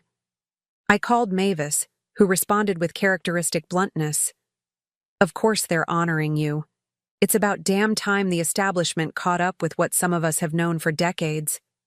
Her voice softened. "I'm proud of you, Dora. Not just for the medal, but for everything that led to it. Every choice, every risk, every moment you insisted on your right to create despite the world's expectations." After we hung up, I sat at my work table, fingering the elegant certificate with its embossed seal. I'd need to call my children, make arrangements for the ceremony, prepare remarks. But first, I needed to process what this recognition meant, not just professionally, but personally. The journey from hidden artist to national honoree had been neither straight nor simple. There had been pushback along the way, critics who questioned the authenticity of my dual life, family members who struggled to reconcile their memories with this new understanding of who I was, even fellow artists, who resented what they saw as my sudden emergence from obscurity to acclaim. But there had also been profound rewards beyond recognition, the liberation of finally living as my whole self, the deepening of relationships based on truth rather than expectation, the opportunity to guide others toward their own creative fulfillment. These were the true accomplishments of my late-in-life emergence, far more meaningful than medals or museum exhibitions. I picked up my phone and called Imogen first. "Mom," she answered, the sounds of her pottery studio audible in the background. "I was just about to call you. I've been accepted to that residency in Japan we discussed." That's wonderful news, I said sincerely. Congratulations. It's only for 6 weeks, but studying with Master Tanaka is an incredible opportunity. Her voice held the quiet excitement that had replaced her former corporate intensity. What's your news? You're calling in the middle of your studio time, which means something significant has happened. I smiled at how well she now knew my rhythms. I've been awarded the National Medal of Arts. The ceremony is in January at the White House. There was a moment of silence, then a soft thud, as though she had sat down suddenly. Mom, that's extraordinary. I'm so proud of you. We all will be. Once, such an accomplishment might have triggered her competitiveness, her need to measure her own success against others. But the Imogen who had emerged over these past years had found her own metrics for fulfillment, her own path that required no comparative validation. The invitation includes family members, I continued. I'd like all of you to come if you can. Wild horses couldn't keep us away, she assured me. Ren will be over the moon. His grandmother at the White House receiving a national medal? He'll be insufferable. I laughed, picturing my grandson's enthusiasm. I should call the others. Let me do it, Imogen offered. I want to be the one to share this news. And Mom? This recognition is so deserved. Your work, your journey, they matter. Not just to us, but to the larger cultural conversation about women's creativity and persistence. Her articulation of what my story represented brought unexpected tears to my eyes. Thank you, Imogen. That means more coming from you than from any national committee. After we hung up, I returned to Ren's birthday piece, working until the light faded and my eyes grew tired. As I put away my tools, I noticed the small wooden nameplate still prominently displayed on my studio door. Eudora Kingsley Artist, Ren's gift from years ago. Its presence was a daily reminder of how far we had all come since that initial revelation. The weeks leading up to the White House ceremony were a flurry of activity. The story of my dual life and late recognition captured media attention, resulting in a fresh wave of interviews and profiles. The Sterling Kingsley Foundation leveraged the spotlight to highlight our mission, and applications for our programs doubled. Vivica returned from Azurite City with cautious optimism about her relationship with Celestine. She didn't slam the door in my face, she reported dryly. In fact, she agreed to dinner. Twice. And she's coming to visit next month. Says she wants to see what this foundation business is all about. That's wonderful, I said, genuinely pleased for her. Did you talk about the divorce? Eventually. It wasn't easy, but... She hesitated, uncharacteristically vulnerable. I think she might actually need me right now. Not financially.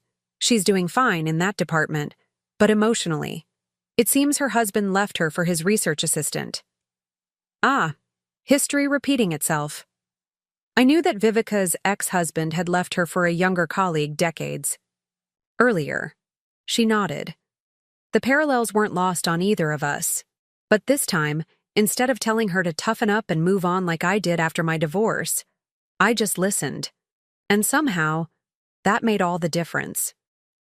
The evening before our departure for Washington, my family gathered at my home for a celebration dinner. Imogen and Fern had collaborated on the meal. Thorne had selected wines from his carefully curated cellar, and Ren had created elaborate digital place cards featuring personalized animations for each family member. As we sat around my dining table, now expanded to accommodate our growing family circle, I looked at each face in turn. Imogen, her former corporate rigidity softened by years of working with clay. Thorne, more relaxed and expressive than I had ever seen him. Fern, confident in her professional success yet still retaining her innate sensitivity. Ren, on the cusp of adulthood yet still possessing the wonder that had first drawn him to my art. I'd like to make a toast, I said, raising my glass. Not to medals or recognition, but to transformation.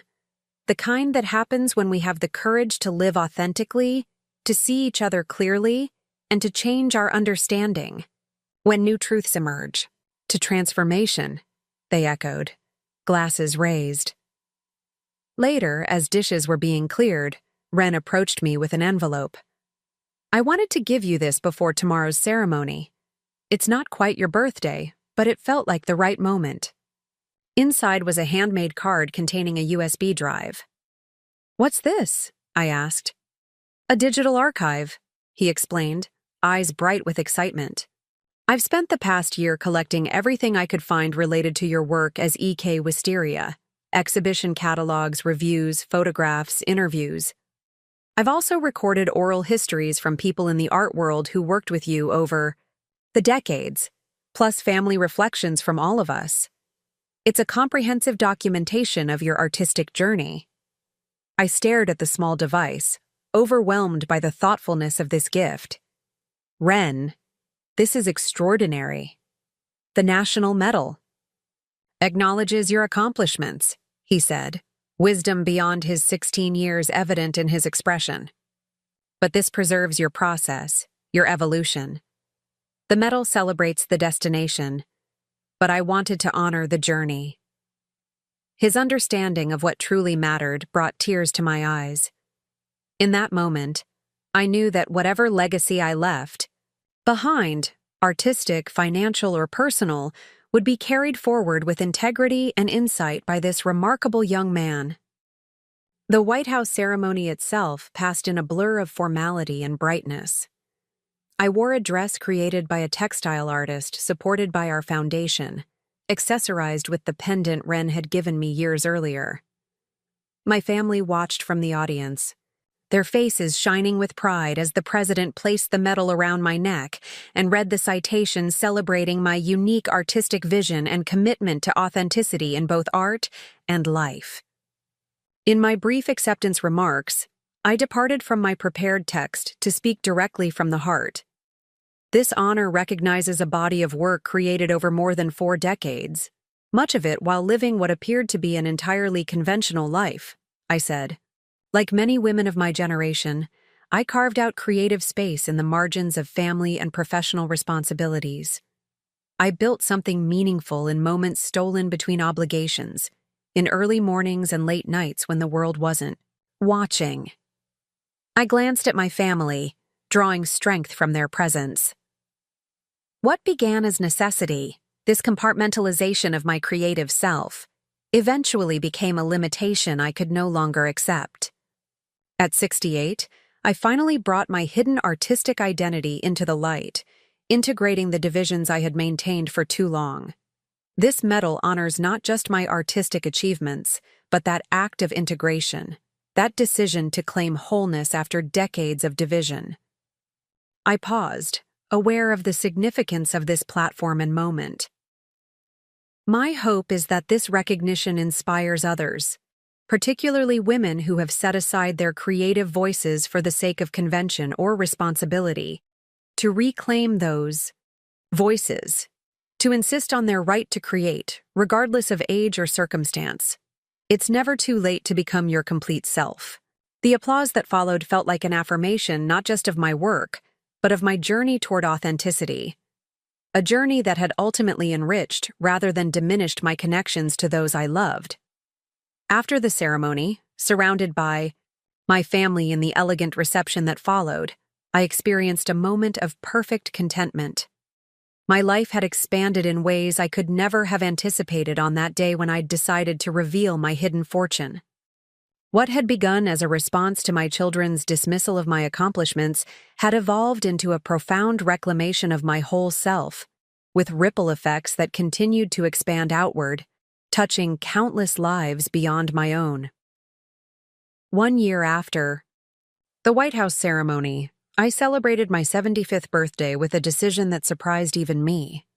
After consulting with my attorney and financial advisors, I announced the creation of the Kingsley Center for Women's Artistic Innovation, a physical space in Briarwood Glen that would house not only the Sterling Kingsley Foundation's headquarters, but also studios, exhibition galleries, and residency apartments for women artists. The center would be built on land I had quietly purchased over the years, a beautiful wooded property adjacent to Laurel Harbor, where natural light and tranquility would nurture creative work. The architectural plans, developed in collaboration with a female-led firm specializing in environmentally sensitive design, incorporated elements of my artistic aesthetic throughout the structure. "You never cease to amaze me," Mavis said when I showed her the plans over lunch at Periwinkle Patisserie. "Just when I think you've settled into a comfortable pattern, you launch something new and ambitious." I smiled, spreading jam on a scone. "I suppose I'm making up for all those years of careful restraint." "It's more than that," she countered, studying me with the insight that came from decades of friendship. "You're building something that will outlast you, something that transforms your individual success into ongoing opportunity for others." She was right, of course. The center represented my vision for a future where women's creativity would be nurtured and celebrated, where the divisions I had navigated would become unnecessary for future generations. It was both a culmination of my journey and a beginning for countless others. The groundbreaking ceremony took place on a perfect spring day, with sunlight filtering through new leaves and wildflowers dotting the property in bursts of color. My family stood beside me as I turned the first shovelful of earth, symbolically beginning the center's physical creation. Vivica and Celestine, their relationship slowly mending through shared work with the foundation, represented our organizational partnership. Artists we had supported over the years came from across the country to witness this new chapter.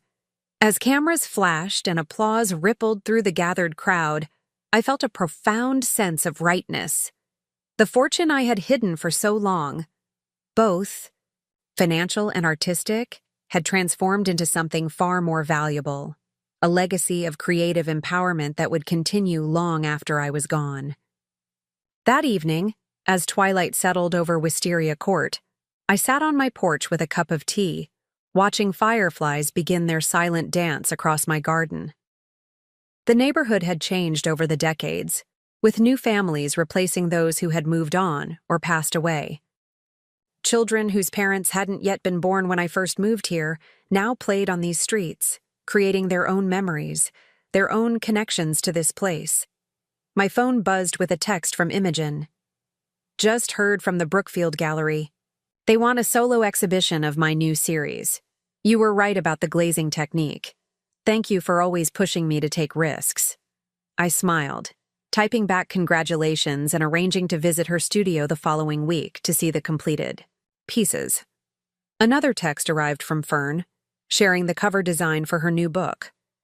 Then one from Thorne with a photo of the elaborate chest he was building for his first grandchild, due in 3 months' time. These digital messages, casual, immediate, filled with shared creative enthusiasm, represented yet another transformation in our family dynamic.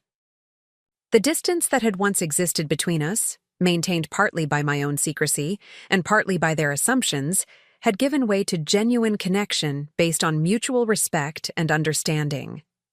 As darkness fell, I moved inside to my studio, drawn as always to the piece of creative work. The piece I was currently developing, a large-scale installation commissioned for the center's main entrance, would be my most ambitious yet, incorporating not just paper but light, shadow, and subtle movement triggered by air currents from passing visitors. I worked until midnight, losing myself in the familiar rhythm of cutting and shaping, testing and adjusting. When I finally set down my tools, I was greeted by my own reflection in the studio window, silver hair loosely tied back, lines of concentration etched around my eyes, hands slightly stiffened with age but still precise, still capable. At 75, I was not the woman I had expected to become when I began this journey as a young office manager with a secret passion for paper art. I was something altogether more complex, more integrated, more fully realized, a woman who had finally claimed her wholeness and, in doing so, had helped others claim theirs. The hidden fortune I had revealed to my dismissive children had turned out to be far more valuable than any of us had initially understood. Beyond the financial assets and artistic accomplishments lay the true treasure, the courage to live authentically, to create without apology, and to transform limitation into possibility. As I prepared for bed that night, I thought about the plaque that would eventually mark the entrance to the Kingsley Center, from hidden to whole, a place for women's creative emergence. It seemed a fitting summary not just of the center's purpose, but of my own life's journey, a journey that had begun in necessary compartmentalization and culminated in joyful integration. Whatever the future held, whatever challenges age and circumstance might bring, I would face them as my complete self. Eudora Kingsley, mother, grandmother, artist, philanthropist, mentor, friend.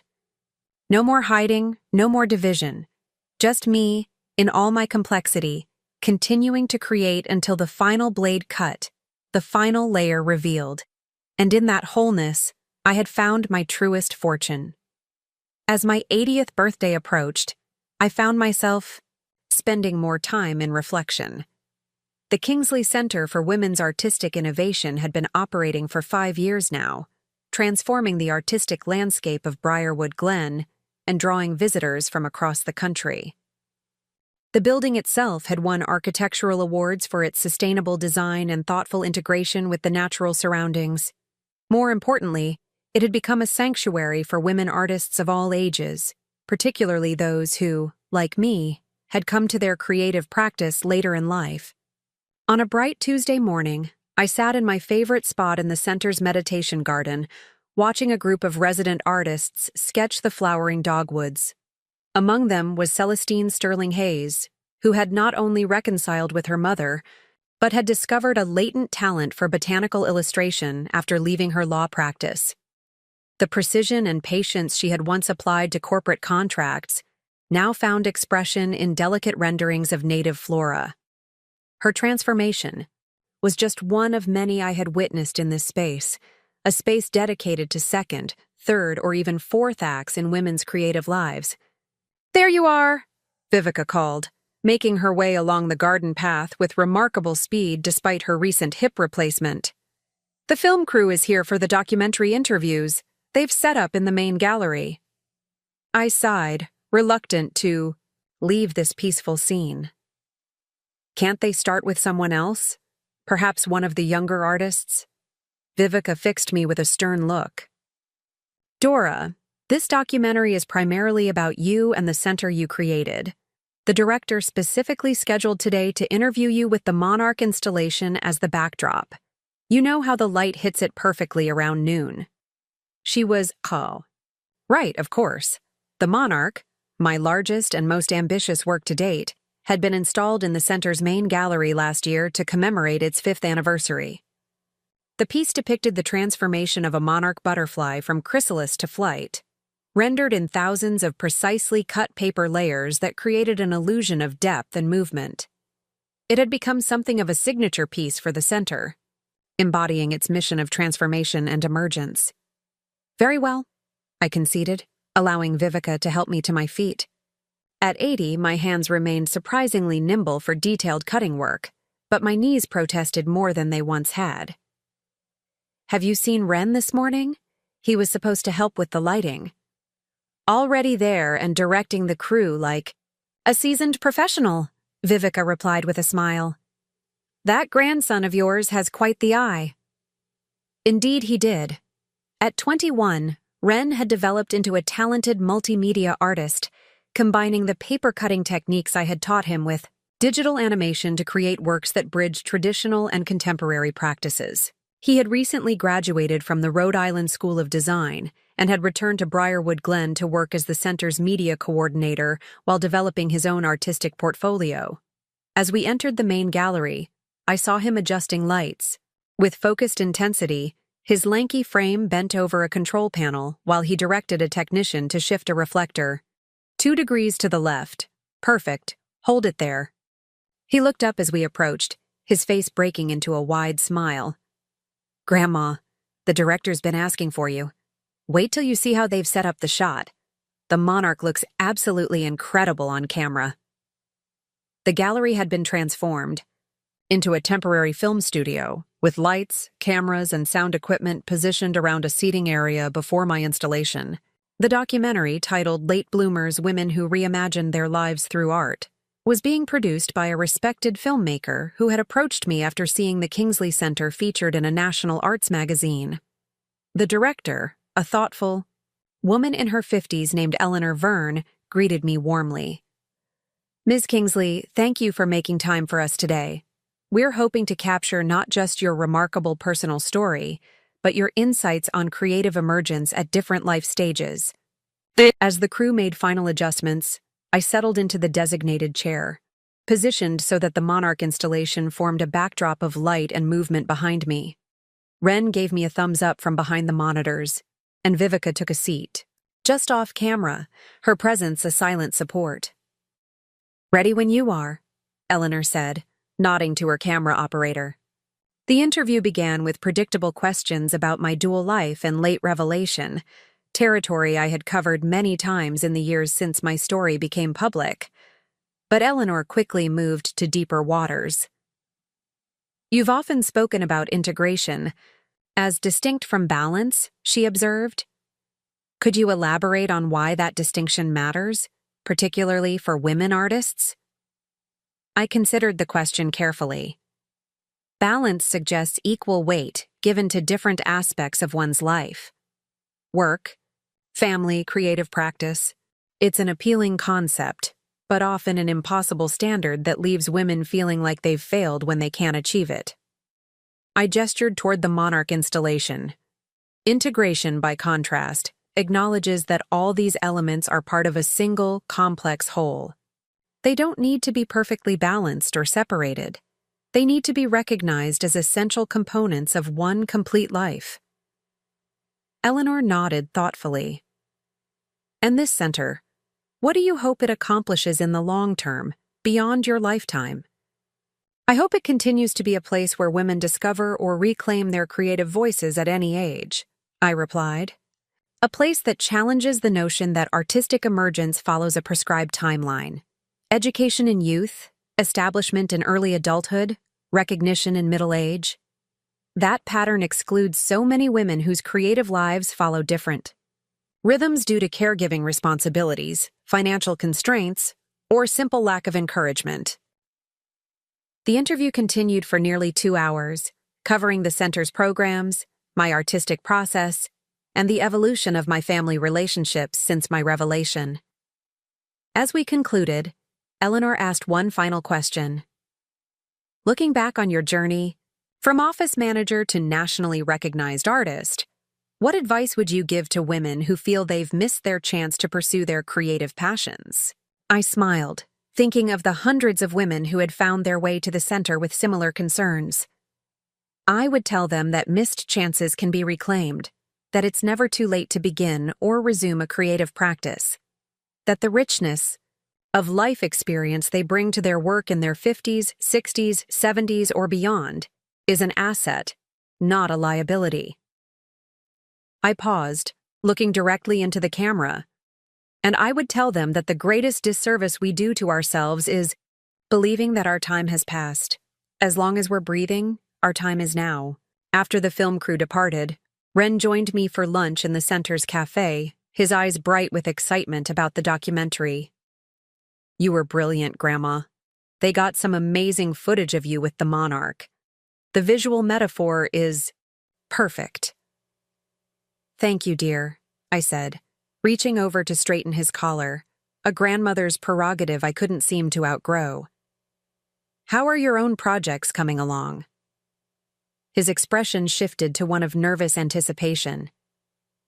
"Actually, I wanted to talk to you about that. I've been offered a residency at the Osaka Digital Arts Institute, 6 months in Japan, working with some of the most innovative multimedia artists in the field." "Ren, that's wonderful," I exclaimed, genuinely delighted for him despite the pang I felt at the thought of his absence. "When would you leave?" "September," he replied. "But Grandma, it's so far away, and with your birthday coming up, and the new expansion plans for the center." I reached across the table to take his hand. "Ren Frost, Listen to me carefully. You will accept this residency. You will go to Japan and absorb everything you can from those innovative artists. And you will not for one moment worry about me or this center. He looked torn. But you've always been here for me. I want to be here for you too. And you are, I assured him. But part of loving someone is supporting their growth, even when it takes them far away. Do you think I've spent all these years building this center and mentoring young artists just to keep my own grandson from spreading his wings? A smile slowly spread across his face. You're sure? Absolutely certain, I said firmly. Besides, Japan has excellent video calling capabilities. You can show me your work in progress, and I'll show you mine. Later that afternoon, I received a call from Imogen, who had just returned from a ceramics exhibition in Barcelona where her sculptural vessels had received significant attention. The documentary crew said it went well, she began without preamble, typical of her still direct communication style, despite years of artistic softening. Did they get what they needed? I believe so, I replied. They'll be interviewing you. Next week, I understand. Yes, along with several other family members. They seem particularly interested in how our relationships have evolved since your revelation. She paused. Mom, I've been thinking about your upcoming birthday. 80 is significant. The family wants to do something special. Nothing too elaborate, I hope, I cautioned. At my age, elaborate celebrations feel a bit like tempting fate. She laughed. Always practical. No, not elaborate, but meaningful. We're still planning, but I wanted to make sure you'll keep the weekend free. After we hung up, I made my way back to my studio in the center's east wing. Unlike my home studio, which remained my primary creative space, this room was designed for teaching and demonstration. Today, I was scheduled to lead a masterclass for the center's current residents, 8 women ranging in age from 48 to 73, each reclaiming artistic practices set aside during years of family and career responsibilities. As I demonstrated techniques for creating dimension through layered cutting, I observed their faces, intent, focused, occasionally lighting with the particular joy of creative breakthrough. These moments were perhaps the most rewarding aspect of the center's work, witnessing women discover or rediscover their artistic voices, often after decades of silence. Remember, I told them as we concluded the session, precision comes with practice. Your hands will learn what your mind already knows. Trust the process and your own unique vision. Walking home that evening along the path that connected the center to Wisteria Court, I reflected on how thoroughly my life had transformed in the 12 years since I had revealed my hidden fortune to my dismissive children. What had begun as an act of self-assertion had evolved into a movement that had touched hundreds of lives beyond my own. The modest colonial on Wisteria Court remained my home, though it had undergone renovations to better accommodate my artistic practice. The hidden basement room was now simply another studio, its door permanently open. Family photographs mingled freely with artistic awards on the walls, visual testimony to the integration I had achieved. As I prepared a simple dinner, my phone rang. Thorne, calling from the airport on his way to a financial conference in London. Just checking in before my flight, he said. Did you receive the package I sent? It arrived yesterday, I confirmed. The box is exquisite, Thorne. Your craftsmanship has become truly exceptional. His woodworking had evolved from a hobby into a serious artistic pursuit over the years, his mathematical precision and attention to detail translating beautifully to the medium. The jewelry box he had created for my birthday featured intricate marquetry depicting the Sage Blossom Shores cottage where I still spent part of each summer. I'm glad you like it, he said, sounding genuinely pleased. I've been experimenting with that inlay technique for months. We chatted briefly about his upcoming trip and his youngest daughter's recent college acceptance before saying goodbye.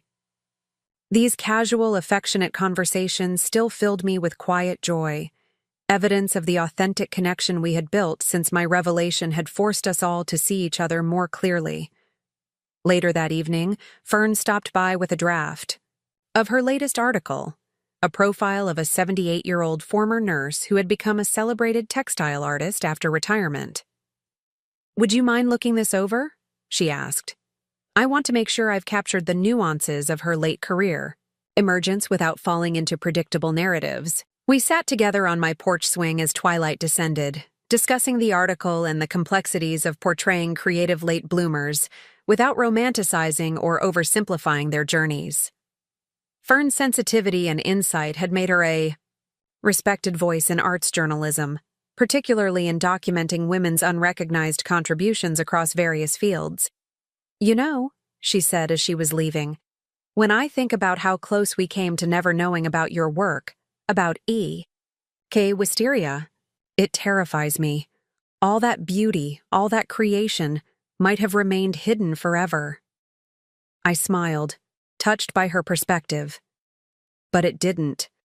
And that's what matters. After she left, I made myself a cup of chamomile tea and settled into my favorite chair by the window, watching as stars emerged in the darkening sky. At 80, I felt neither diminished nor finished, but rather continuing to unfold in ways that surprised even me.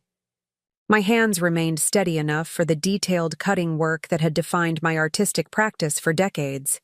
My mind remained sharp, constantly exploring new creative possibilities. And my heart had expanded beyond measure as I'd witnessed the ripple effects of my late-in-life integration.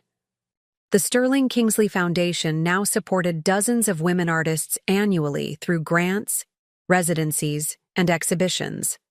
The Kingsley Center had become a destination for artists and art lovers from across the country.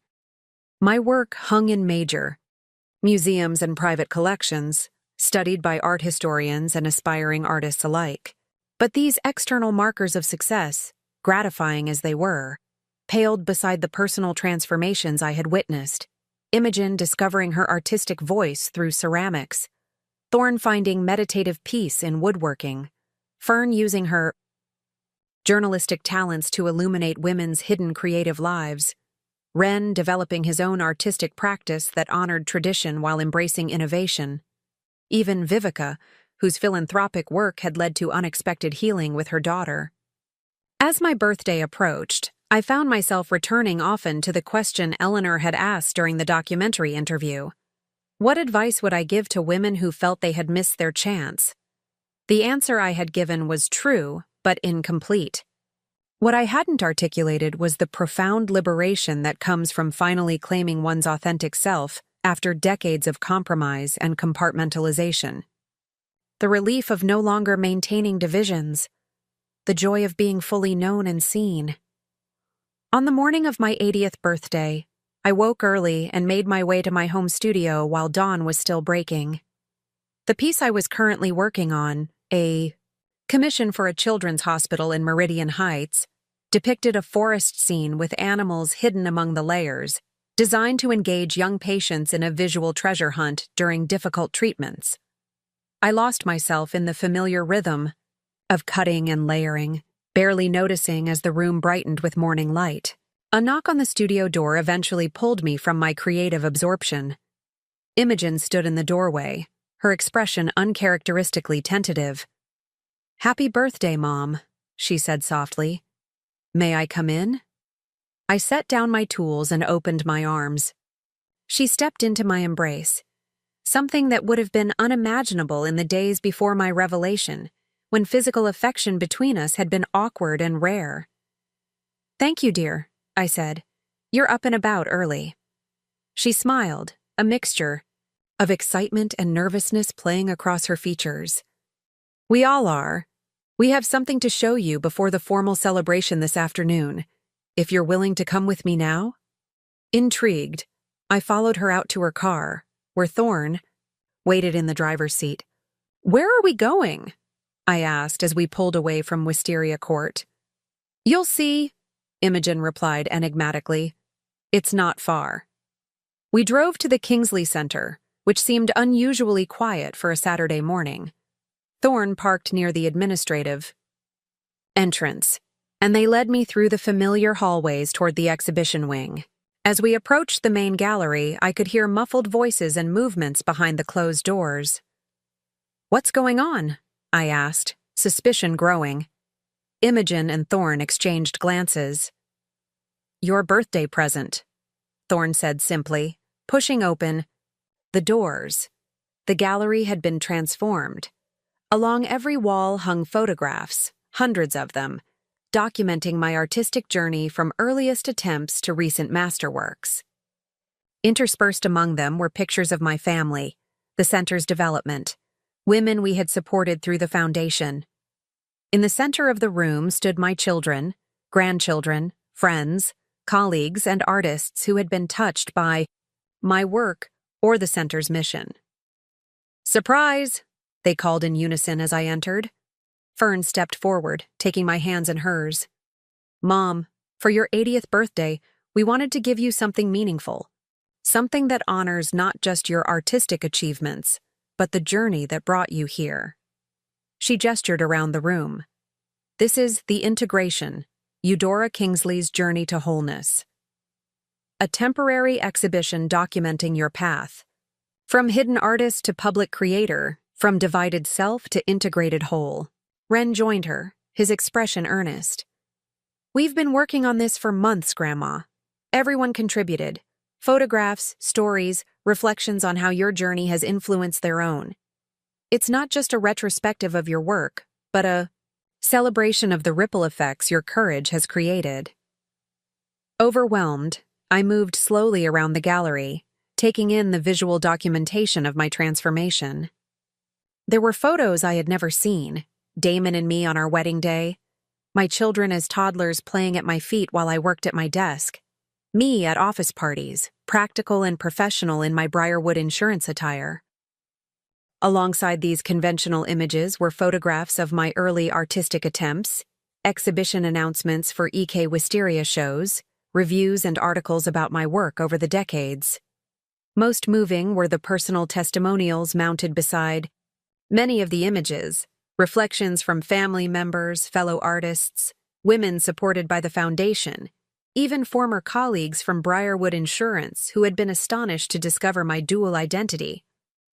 Their words painted a portrait not just of an artist, but of a woman whose late-in-life courage had inspired others to examine their own unexamined assumptions and unexplored potentials. In the center of the gallery, a small podium held a leather-bound book. Imogen guided me toward it. "This is the heart of the exhibition," she explained. "We've collected stories from over 100 women who have been influenced by your journey. Artists who found their voice later in life, mothers who reclaimed creative practices, professionals who discovered artistic talents they never knew they possessed. Each of them traces some part of their emergence back to you." I opened the book with trembling hands, reading the first entry. At 62, I finally gave myself permission to paint, inspired by Eudora Kingsley's story of artistic emergence. Now at 70, I've had my first solo exhibition. It's never too late to become who you truly are. Tears blurred my vision as I turned the pages, each one containing similar testimonials of transformation and courage. My personal journey, it seemed, had sparked a movement far beyond anything I could have imagined when I first decided to reveal my hidden fortune to my dismissive children. "Do you like it?" Ren asked anxiously, hovering nearby. "Like it?" I echoed, looking up at the faces surrounding me. My family, no longer dismissive but deeply understanding. My colleagues, no longer separated from my artistic self, but fully integrated into my whole life. The artists we had supported, carrying forward the mission of creative emergence in their own unique ways. "It's the most beautiful gift I've ever received," I said, my voice thick with emotion. "Not because it celebrates me, but because it celebrates all of us, all our journeys toward wholeness, all our courage in becoming our authentic selves." Later, as the formal celebration wound down and guests lingered in small groups throughout the exhibition, I found myself standing before a photograph I had never seen. An image of me in my 20s, sitting at a desk at Briarwood Insurance, a small paper cutting partially hidden beneath a stack of files. The young woman in the photograph looked serious, constrained, her creativity a secret even from the camera's eye. Beside it hung a recent portrait taken in my studio, showing me, at 79, surrounded by my work, my face alight with the particular joy of creative fulfillment. The contrast between the two images, between hiding and revelation, between constraint and freedom, told the essential story of my journey. As I studied these two versions of myself, separated by more than 50 years of living, working, creating, and finally integrating, I felt a profound sense of completion. The fortune I had hidden and eventually revealed had turned out to be far more valuable than anyone could have imagined. Not just artistic talent or financial assets, but the courage to live authentically, to create without apology, and to inspire others toward their own emergence. Whatever came next, more years of creation if I was fortunate, or the natural conclusion that awaits us all, I would face it as my complete, integrated self. No more hiding, no more division, just wholeness, in all its complex, beautiful fullness. And in that wholeness lay the true fortune I had built over 80 years of living, a fortune beyond price, beyond measure, beyond all expectation. Up next, you've got 2 more standout stories right on your screen. If this one hit the mark, you won't want to pass these up. Just click and check them out.